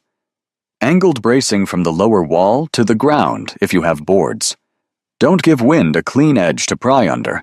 Stack snow against the base if it packs." Jonah nodded, serious. Behind him, Martha made a sound. "Now we're taking orders from a man who's been here less than a week." Ethan looked at her. Not orders. What then? Options. Options wrapped in fear. The room shifted. People liked Martha, or they were used to her. In small towns, the difference could become a tradition. A broad-shouldered rancher named Cole Drayton laughed softly. He had a thick black beard, a sunburned face even in winter, and the confident belly of a man whose house, barn, and opinions had all been standing for years. He wore a sheepskin coat and held his coffee near his chest like a shield. "My place has stood 23 winters," Cole said. "If it needed a blanket behind the door, I figure it would have asked by now." More laughter. Ethan did not answer immediately. He looked at Cole's boots, still wet from outside. He looked at the way steam from his cup leaned when the store door opened and closed. He looked at Martha's face and saw the tightness beneath the performance. It was there again, that old guarded fear wearing sarcasm like a crown. "I'm not saying your house is weak," Ethan said. "I'm saying this storm may not care how long it's been standing." Martha's eyes flashed. Storms never care. That doesn't mean we crawl into holes every time clouds gather. Coda moved then, not dramatically. He left Ethan's side and crossed to the front window. His ears lifted. His nose pointed toward the street. Outside, a sudden gust came down between the buildings, carrying a swirl of dry snow along the road. It struck the side of the general store, then curled hard under the gap beneath the door. The flame in one of Martha's oil lamps flickered. Coda lowered his head toward the door seam. Ethan saw it. So did Jonah. Martha saw it too, and for one small second her expression changed. Not fear, recognition. Then she closed it away. "Dogs don't run my store," she said. "No," Ethan replied. "But they notice drafts." A faint, high whistle slipped through the lower corner of the store door. It was thin enough that most people would have missed it under the stove crackle and coffee talk. Coda did not. He placed one paw beside the threshold and stared down at the gap. Martha followed his gaze. The whistle rose again, soft and eerie, like a child trying to hum through cold lips. For a heartbeat, nobody laughed. Then Cole Drayton cleared his throat too loudly and said, "Well, if your cave gets lonely, Hale, come sleep in my barn. It's got 4 walls and no rabbits." The room laughed because laughter was easier than listening to a door admit weakness.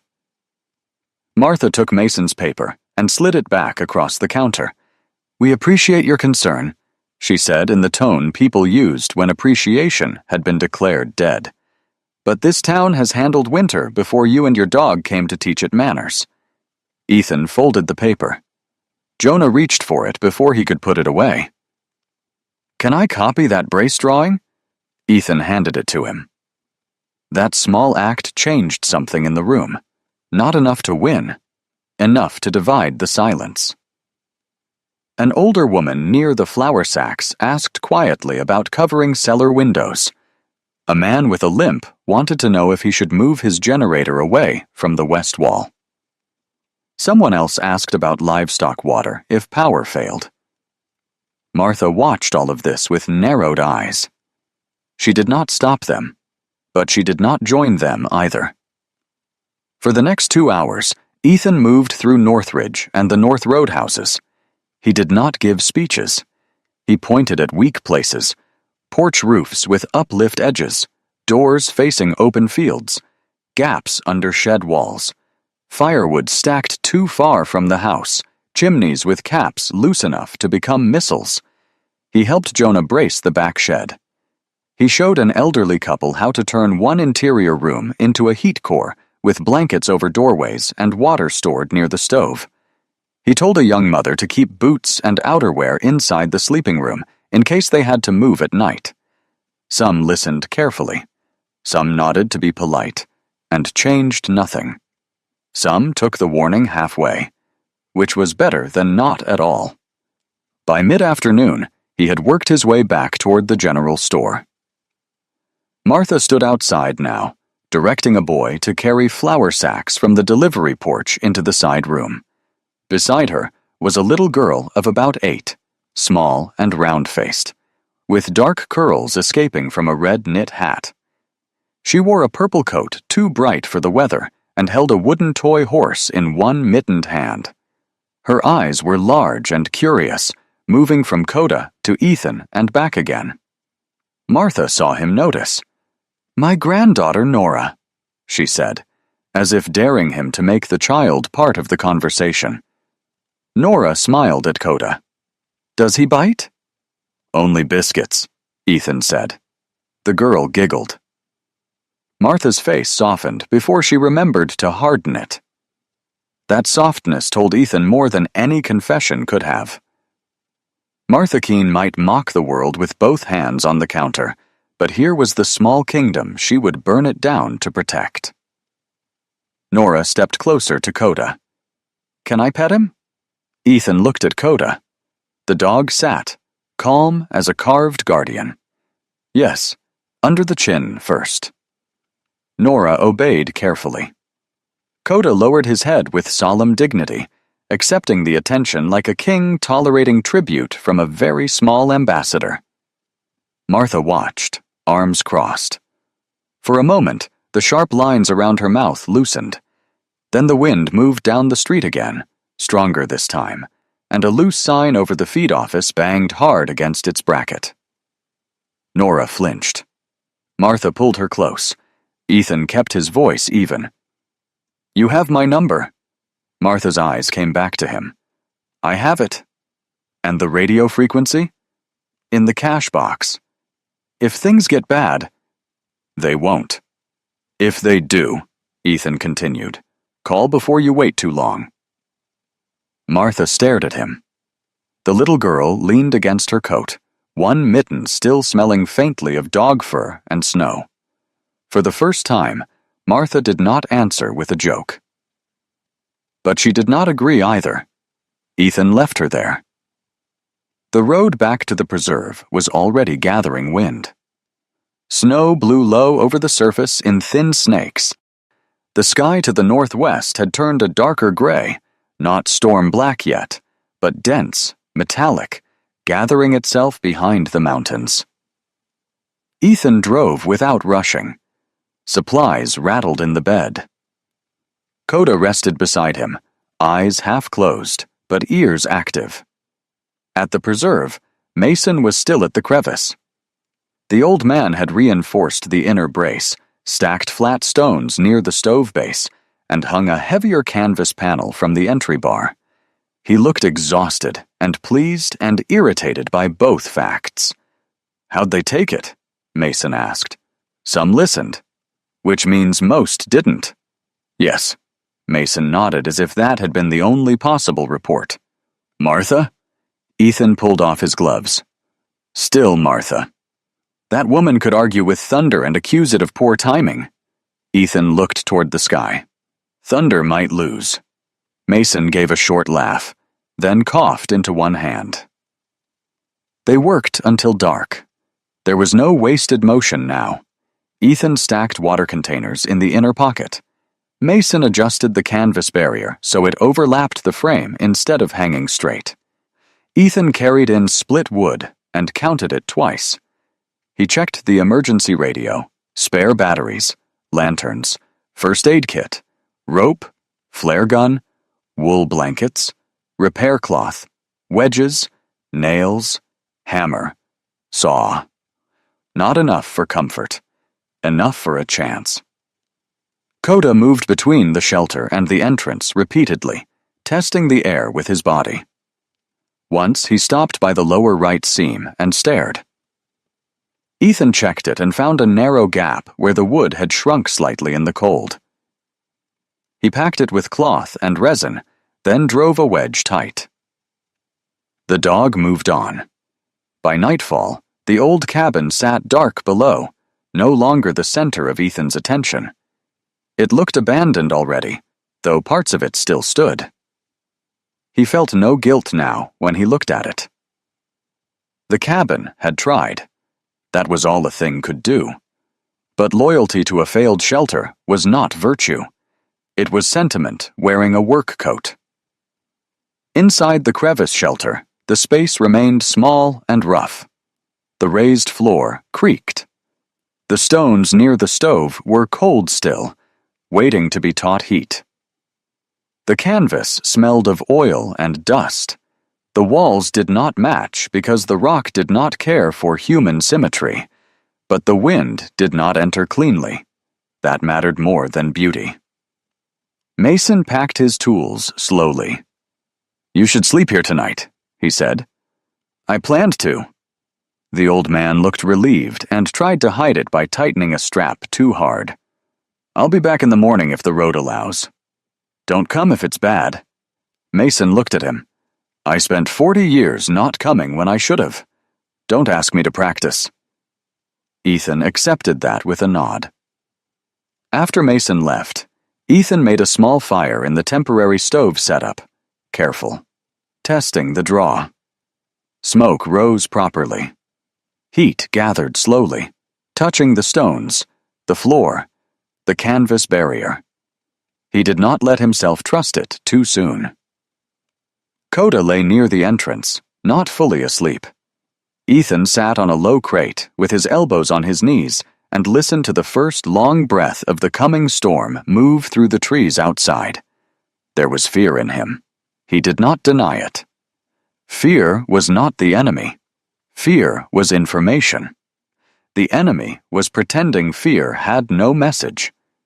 He thought of Martha's store, Jonah's borrowed pencil, Nora's mitten on Coda's fur, Cole Drayton's laugh, Mason's shaking hands, Ray's warning over static. He thought of the line between madness and foresight. Often, he suspected, the line was drawn by weather after the fact. Outside, the wind strengthened. Inside, Ethan fed the fire one small piece of wood at a time. Coda lifted his head and looked toward the dark entrance. Ethan followed his gaze. The shelter waited with them, not finished by any standard that comfort would respect, but ready enough to be tested. The storm did not arrive like weather. It arrived like a sentence.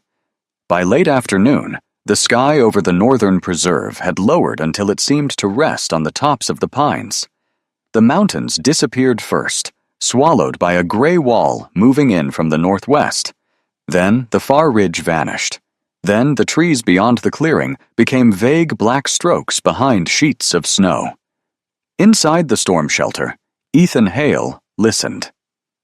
He sat near the temporary stove, one forearm resting across his knee, gray-blue eyes fixed on the low entrance where the canvas barrier shifted faintly with each change in pressure. His old military gray tactical shirt was rolled at the wrists despite the cold. The frayed fabric darkened where melted snow had dried. Beneath it, the edge of his dark red thermal collar showed like a small, stubborn flame. His face remained calm, but calm was not the absence of fear. It was fear held in a disciplined hand. Coda stood near the entrance.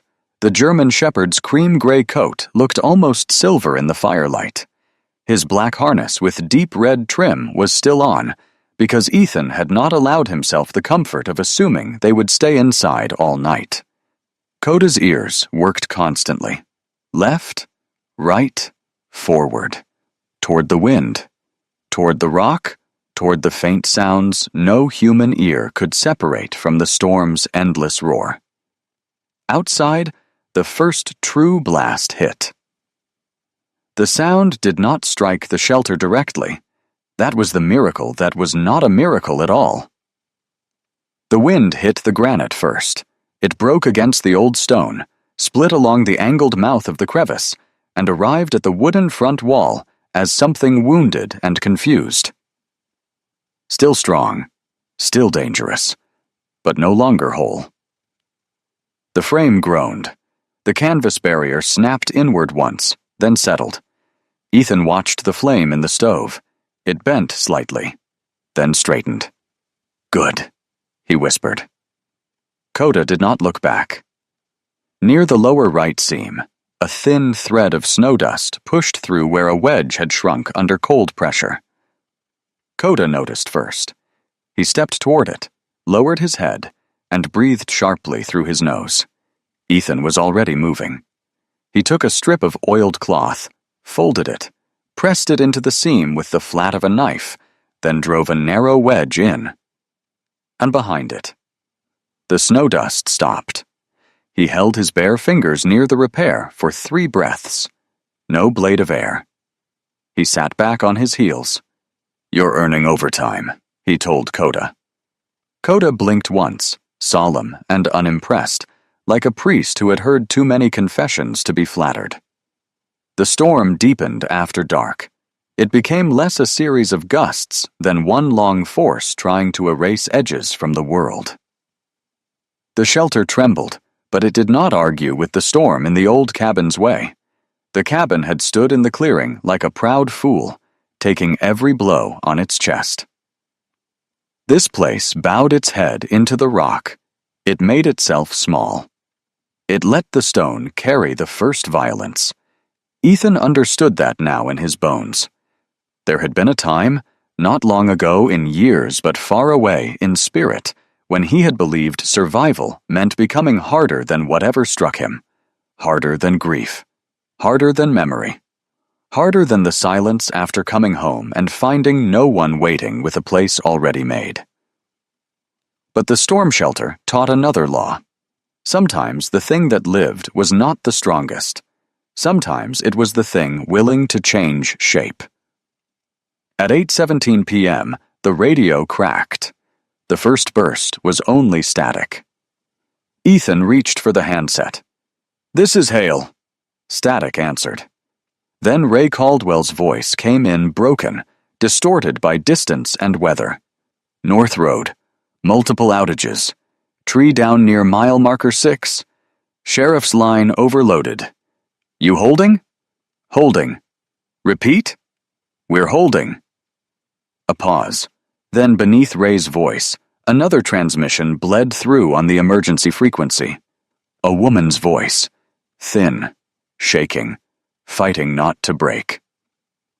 "Is anyone there? Please, can anyone hear me?" Ethan's hand tightened. Ray said, "Stand by, Hale. We're getting cross-traffic." The woman came again. "This is Martha Keene. At the store. The back roof. Part of it came off." "Cold's coming in. Nora's with me." The shelter seemed to grow still around Ethan. Not the storm. The storm raged on, but some inner room inside him went silent. "Martha," he said into the radio. "This is Ethan Hale. I hear you." There was a burst of static, then her breath. For a moment, she was not the woman behind the counter, not the sharp blue eyes, not the mouth that had made laughter into a weapon. She was only an old woman in a storm with a child beside her. "She's cold," Martha said. "How cold?" "She's shaking. I've got coats on her. Stove's still lit in the front, but the storage room opened up. I can't block it. Door's jammed. I tried—" Her voice cracked on that last word. Ethan stood. Coda stood with him. "Where are you in the building?" "Front store. Behind the counter. Glass is holding. For now. Stay away from the back room. Put Nora close to the stove, but not against it. Wrap her head and neck. Feet off the floor if you can. Do you have blankets?" "Yes." "Use flour sacks under the blankets if they're dry. Anything dry traps air." "Yes." Ray's voice cut in. "Hale, roads are near zero visibility. Do not attempt long travel." "It's not long," Ethan said. Ray understood what that meant and hated it. "You can't get the whole town." "I'm not trying to." He looked at the wall where the rope coils hung. One line was already tied to an anchor point inside the shelter and looped around a pine outside the crevice mouth. From there, he had marked a short route down toward the lower trail with reflective strips. Beyond that, visibility would decide how much arrogance the night would punish. Coda moved to the entrance and waited. Ethan pulled on his coat, checked his gloves, clipped a small rescue sled line to his belt, and took the flare gun from its hook. He packed 2 wool blankets, a thermos, and a medical pouch. His old military watch read 8:24. Mason was not here. Jonah was somewhere in town. Martha was waiting. Nora was cold. That was enough. Before Ethan opened the shelter door, Coda turned away from the storm and pressed his forehead briefly against Ethan's thigh. It lasted less than 2 seconds. Not fear, not hesitation. A touch. A reminder. For one breath, Ethan felt the old ghosts behind him, the men who had not come home, the doors he had been too late to reach. Dachim, the prayers muttered into radio static in other storms with other names. Then Coda lifted his head and stepped toward the white darkness. The door opened. The world attacked. Snow hit Ethan sideways, hard as thrown sand. The wind shoved at his shoulders, tried to turn his body, tried to steal breath from his mouth. The rope line snapped tight in his gloved hand. He lowered his center of gravity and followed Coda. The dog did not run. Running killed men in whiteouts. Coda moved with controlled certainty, head low, body angled against the pressure. His paws found the packed root near the rock, then the shallow dip beyond, then the first reflective strip tied to a branch. Ethan kept one hand on the rope until the marked line ended. From there, he clipped a second line to the sled and moved tree to tree where he could. The storm had taken away distance. Trees appeared only when they were close enough to become dangerous. The road was not a road anymore, only a paler darkness beneath moving snow. More than once, Ethan stopped and let Coda test the air. The dog would lift his muzzle, turn slightly, then choose a direction, not by magic, but by memory, scent, pressure, and the old animal knowledge of how wind carried the world. Near the first bend of the North Road, they found Jonah Bell. He was struggling beside a half-buried snowmobile, his sandy hair iced at the edges beneath his cap, goggles fogged, one cheek raw from windburn. A tow rope dragged behind him. "Hail!" Jonah shouted, though the storm tore the word into pieces. Ethan reached him and grabbed his sleeve. "What happened?"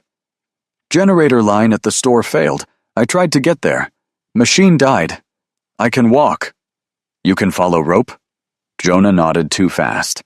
Ethan looked at him carefully. Young, scared, but still thinking. "Good. You're with me. Stay behind. Hold the sled line." Jonah saw Coda and almost laughed, but the sound came out like relief. "Dog knows better than I do."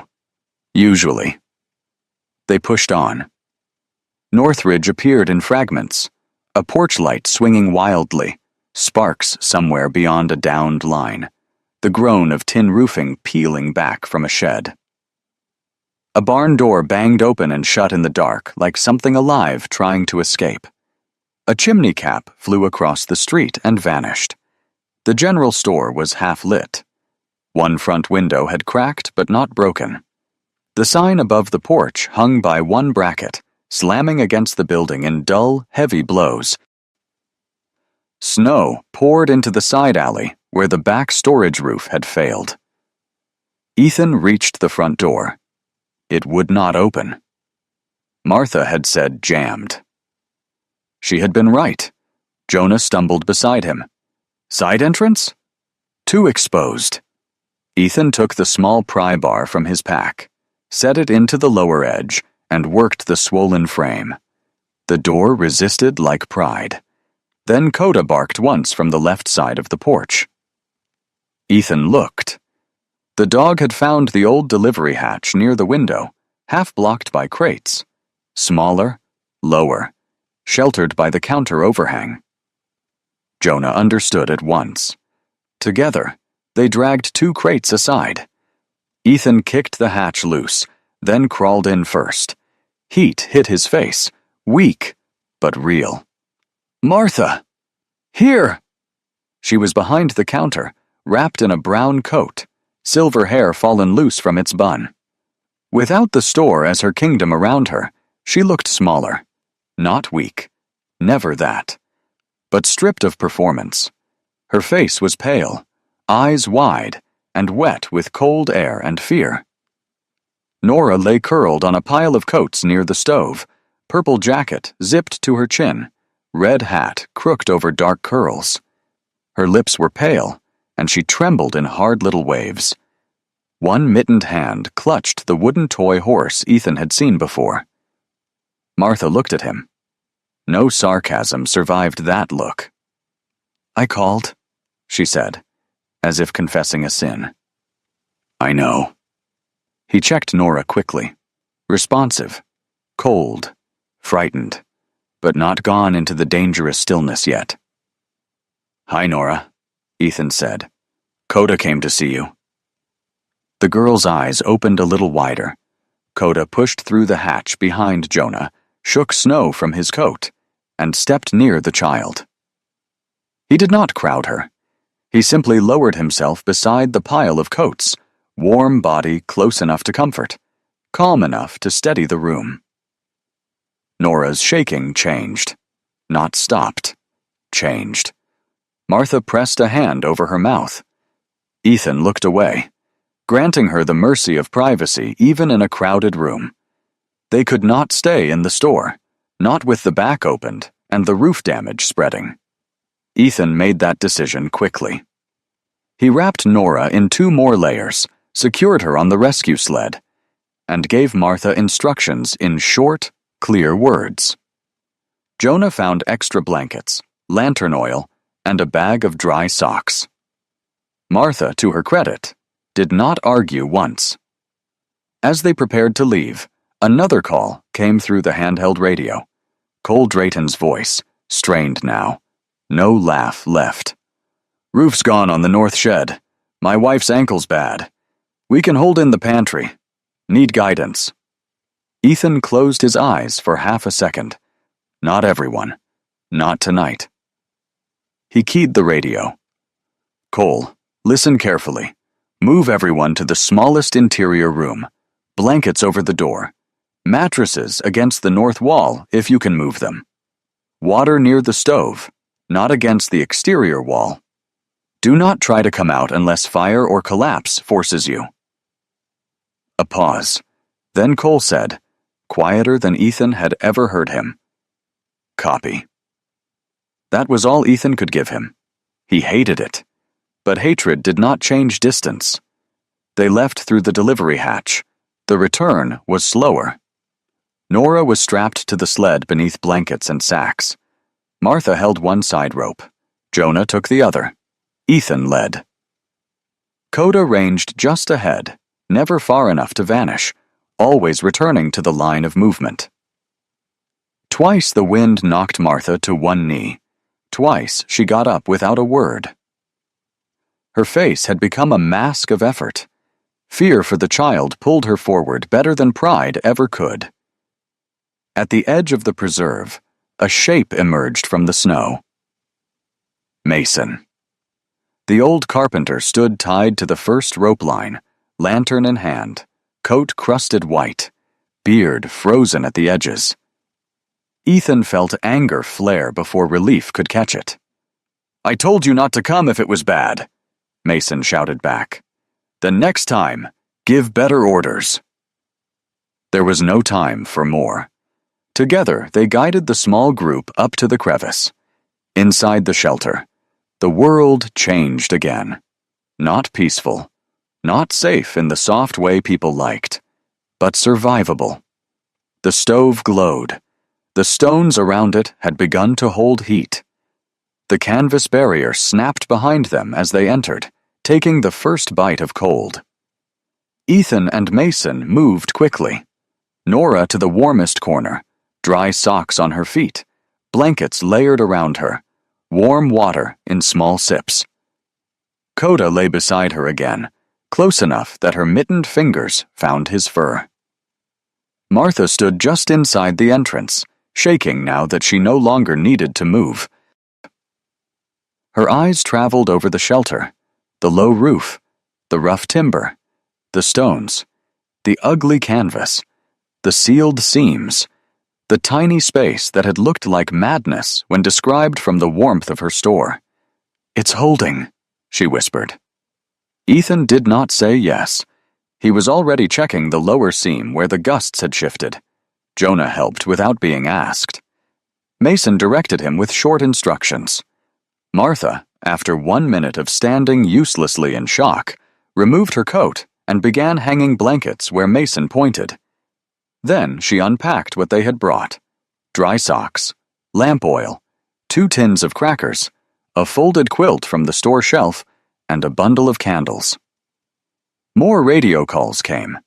Some they could not reach. Some they could guide. One elderly couple from the North Road made it halfway before Ethan and Coda met them at the rope line and brought them in. A trapper named Ben Lask, thin as a rail and wrapped in a wolf-gray coat, arrived with a pack of jerky and 3 extra blankets, cursing the storm with such creativity that even Mason paused in admiration. Ben was a solitary man in his late 50s, with a long, weathered face, a broken nose, and pale eyes used to distance. He did not speak much after entering, but he immediately began stacking snow outside into a crude wind wall, as if apology could be performed with frozen hands. By midnight, the shelter held more people than comfort allowed. Not the whole town, not even close. But enough. Nora slept in uneven breaths beside Coda. Martha sat near her, one hand on the child's shoulder, the other holding a tin cup she had not drunk from. Jonah dozed sitting up, then woke every time the wind struck harder. Mason watched the frame like a man listening to a verdict. Ben kept feeding small wood to the stove, never too much at once. Ethan moved constantly. He repaired a seam, shifted a blanket, checked Nora, answered radio calls. Told Cole again to stay inside. Told Ray the shelter was occupied and holding. Told a frightened woman 3 miles south how to block a broken kitchen window with a mattress and tarp from inside. At some point, Martha stood beside him near the entrance. For a long time, she said nothing. Then, quietly, beneath the storm and the breathing of crowded people, she said, "I laughed because I was scared." Ethan looked at her. Her face was older now, or perhaps only more honest. The sharpness remained, but it no longer pointed outward. "I know," he said. She swallowed. "No," she whispered. "You don't. Not yet." He did not press. Outside, the storm roared like an ancient beast denied entry. Inside, imperfect people kept each other warm. The shelter was small, ugly, unfinished, inconvenient in every possible way, but it held. And for that night, holding was a kind of grace. Morning came without sunrise. For a long while, there was only a slow thinning of darkness inside the storm shelter, a grayness gathering beyond the canvas barrier and the low wooden door. The wind had not stopped. It had grown tired, perhaps, or bored of striking the same stone and receiving so little obedience in return. It still moved over the ridge in long, bitter breaths, but the violence had lost its first hunger. Ethan Hale had not slept more than 20 minutes at a time. He sat near the stove with one shoulder against the stone, his old military gray tactical shirt creased and darkened with sweat beneath his coat.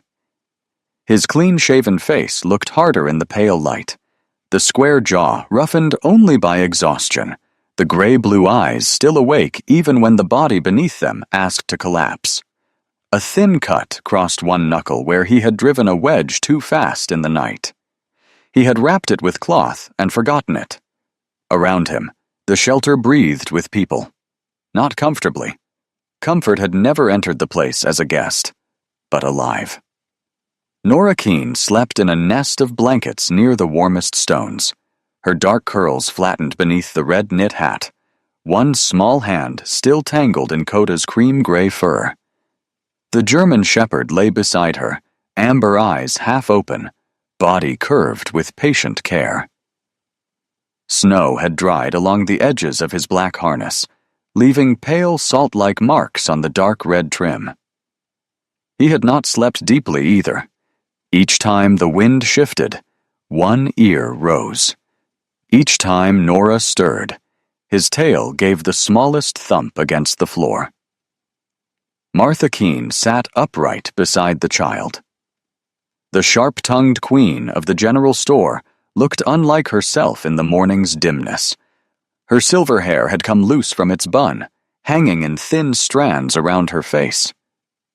Her blue eyes were red-rimmed, and her hands, Those strong hands that had counted change, stacked flour, and pointed judgment across a counter for decades rested uselessly in her lap. She had spent the final hours of the storm watching the shelter hold, and there was a kind of wreckage in that too. Not of wood or roof, but of certainty.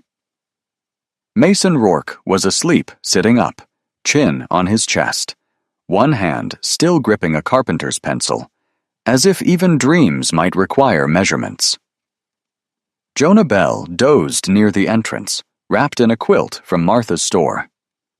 Ben Lask, the old trapper, stood outside the first barrier for several minutes at a time, checking the snow wall he had built, then returning with his beard glittering white and his expression as flat as stone.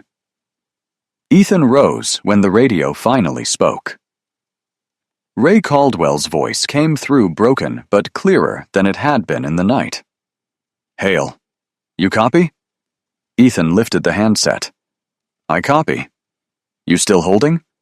Ethan looked around the shelter, the patched seams, the sleeping child, the old carpenter, the dog, the woman who no longer had a joke ready.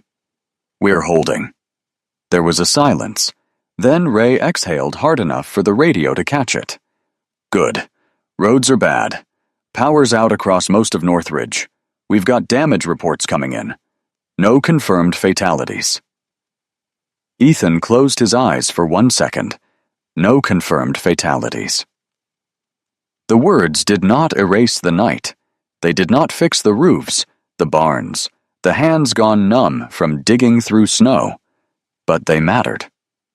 In the old wars of weather and human pride, survival was never too small a victory to name. "We're moving when visibility improves," Ethan said. "Need to check the north road. Wait for daylight." "This is daylight." Ray gave a humorless laugh. "God help us." Ethan set down the radio. Martha was looking at him. "No one died?"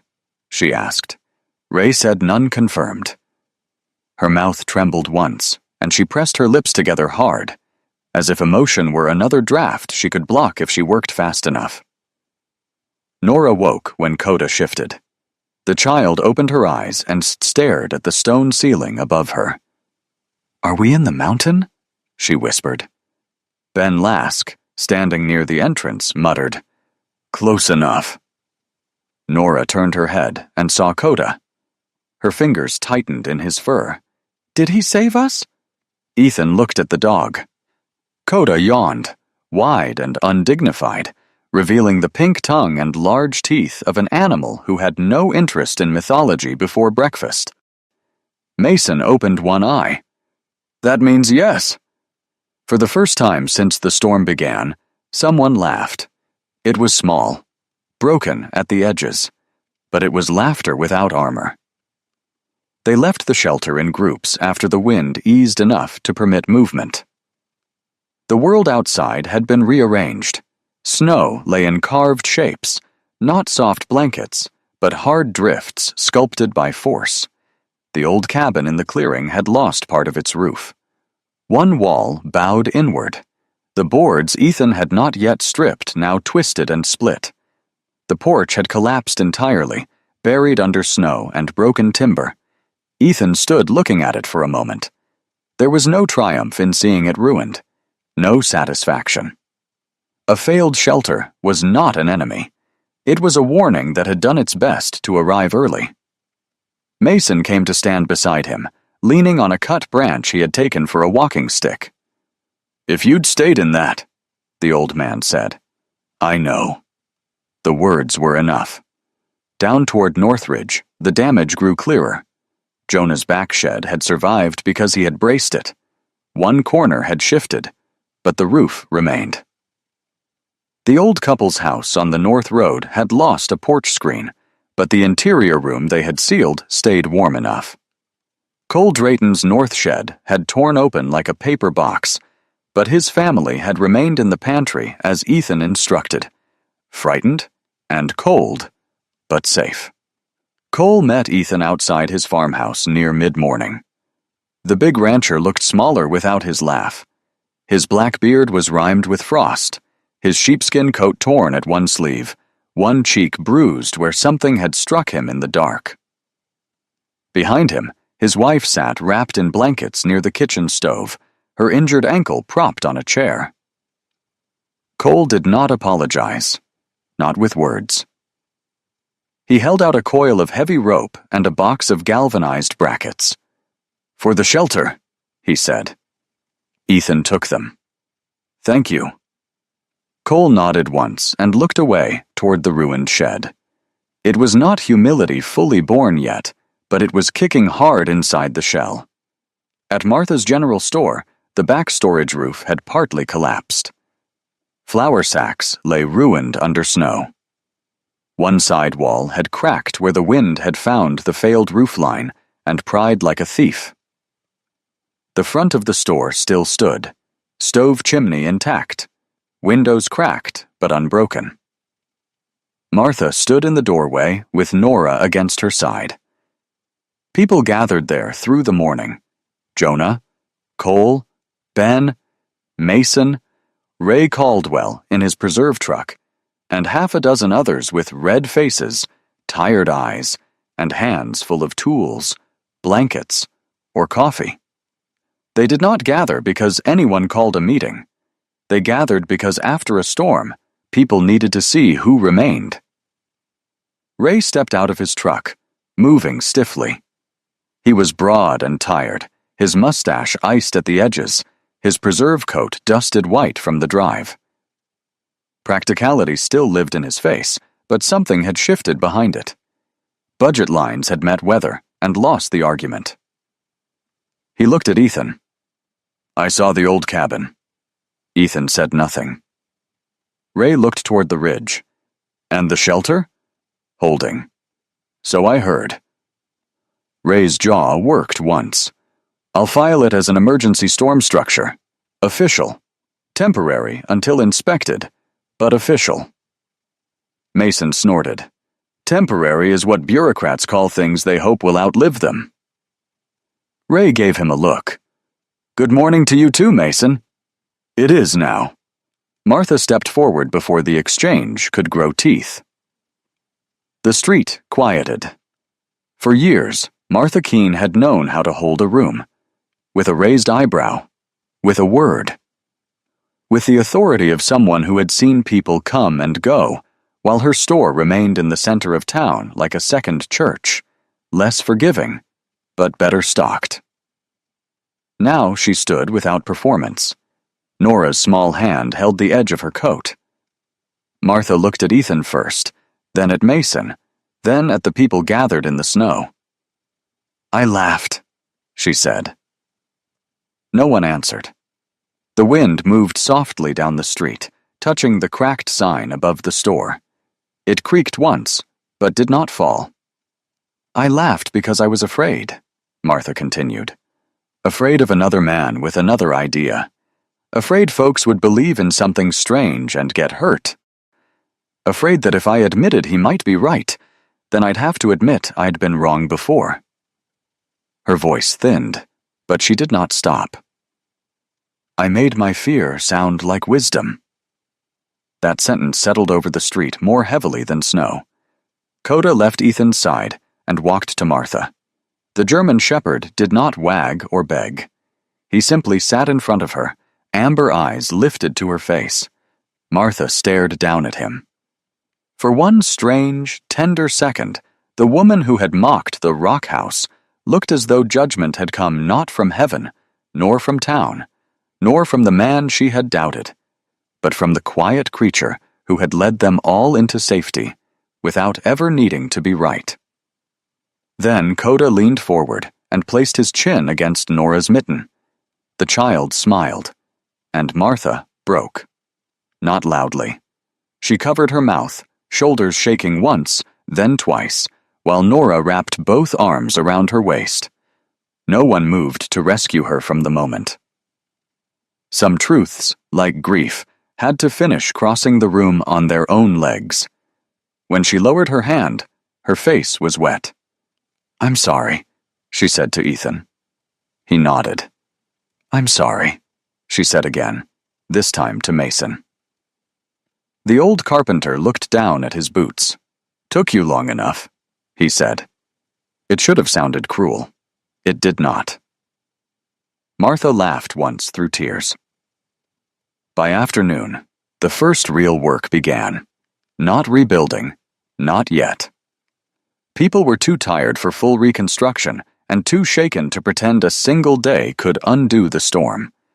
They cleared doors, checked chimneys, counted livestock, moved the injured to warmer rooms, covered broken windows from inside.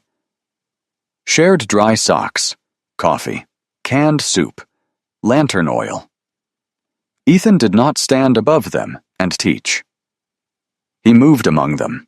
He pointed to how the wind had peeled Cole's shed from the north edge. He showed Jonah how the angled brace had changed the way pressure hit his wall. Mason drew with a carpenter's pencil on scrapboards: wind direction, buffer space, low roof line, snow wall, stone backing, inner warm room. Ray took notes because official things were often born from unofficial survival. "What worked?" Ray asked. Ethan pointed toward the ridge. The stone took the first hit. The entrance sat off the main line. Canvas made the cold knock twice. Raised floor slowed ground chill. Stones near the stove held heat. Cole frowned. Not everyone has a rock split behind their place. "No," Ethan said. "That's not the lesson." Mason lifted his pencil. "The lesson is not to copy the shelter. The lesson is to stop giving the wind a clean invitation." That became the sentence people repeated. Stop giving the wind a clean invitation. It sounded simple enough for children and deep enough for old men. Near sunset, Mason returned to his workshop and came back carrying a rolled paper case wrapped in oilcloth. His movements were slow, but his face held a kind of fierce embarrassment, like a man bringing out a love letter found after 40 years in a drawer. He unrolled the old design on the counter of Martha's damaged store. The paper was yellowed at the edges. Pencil lines showed a low storm refuge built against stone, double entry, angled windbreak, interior stove, storage wall, reinforced roof, drainage channel. The drawing was careful, beautiful in its humility. People leaned in. No one laughed. Mason stood very still. Martha touched the corner of the paper with 2 fingers. "You kept it," she said. Mason's mouth tightened. "I hid it." "Not anymore," Ethan said. The old man looked at him. Then, slowly, Mason pinned the drawing to the inside wall of the general store, right beside a cracked shelf where peppermint jars had fallen in the night. He used 2 bent nails and a hammer from Jonah's toolbox. Each strike sounded small, final. By dusk, Ray Caldwell had agreed to request emergency funds to expand the preserve shelter into an official storm refuge. Cole promised stone from his north field. Jonah offered generator work. Ben Lask, without being asked, said he knew where packed snow walls held best along the ridge. Martha offered the store as a supply point and then, after a pause, added that she would stop insulting the project unless it became truly stupid. "That's generous," Mason said. "It's a process," Martha replied. The humor was still there, but its blade had been dulled by truth. Ethan stood outside the store as evening settled, Coda beside him. Northridge looked wounded under the fading light. Roof lines broken. Smoke rising crooked. Snow piled against doors. The town had lost things. Some would take weeks to repair. Some losses would appear later, when people opened bills, counted animals, remembered how close the night had come. But the town was alive. And more than that, it was listening. Coda leaned his shoulder against Ethan's leg. Ethan rested a hand on the dog's neck, feeling the warmth beneath the thick fur. In stories, Men liked to say they saved the day. Ethan knew better. The day had been saved by many things too small for songs. A dog stopping at a rabbit's path, a carpenter unrolling an old shame, a strip of cloth moving in a draft, a child's hand in a dog's fur, an old woman brave enough to say she had been afraid. The storm had not made them stronger. It had made them honest. Above the town, the ridge darkened. Somewhere beyond it, the crevice shelter held its place in the stone, small and rough and stubborn as a prayer carved into granite. Ethan did not feel victorious. Victory was too loud a word. He felt the quiet beginning of belonging. Not because Northridge had welcomed him easily, but because, at last, it had stopped laughing long enough to hear the wind. And sometimes, in this world, that was how a community began again. Sometimes, a miracle does not arrive as thunder from the sky. Sometimes, it comes quietly, through a dog that refuses to ignore the wind, through an old man who finally dares to believe in the dream he once buried, through a stranger who keeps building, even while others laugh. Maybe God does not always move the storm away from us. Maybe sometimes He teaches us where to stand, who to trust, and how to listen before the storm arrives. In everyday life, we all face our own kind of blizzard. It may be doubt, loneliness, failure, judgment, or the cruel laughter of people who do not understand what we are trying to build. But this story reminds us that we should not let other people's words become the walls of our prison. If God places an idea in your heart, do not bury it just because others cannot see it yet. Build carefully. Build humbly. Build with faith. And when the storm comes, the thing they once laughed at may become the shelter that saves more lives than your own. If this story touched your heart, please share it with someone who needs courage today. Leave a comment and tell us where you are watching from. And if you believe stories like this still matter, please subscribe to the channel so we can continue creating meaningful stories of faith, loyalty, courage, and hope. May God bless you, protect your home, guide your steps, and give you the strength to keep building what He has placed inside your heart.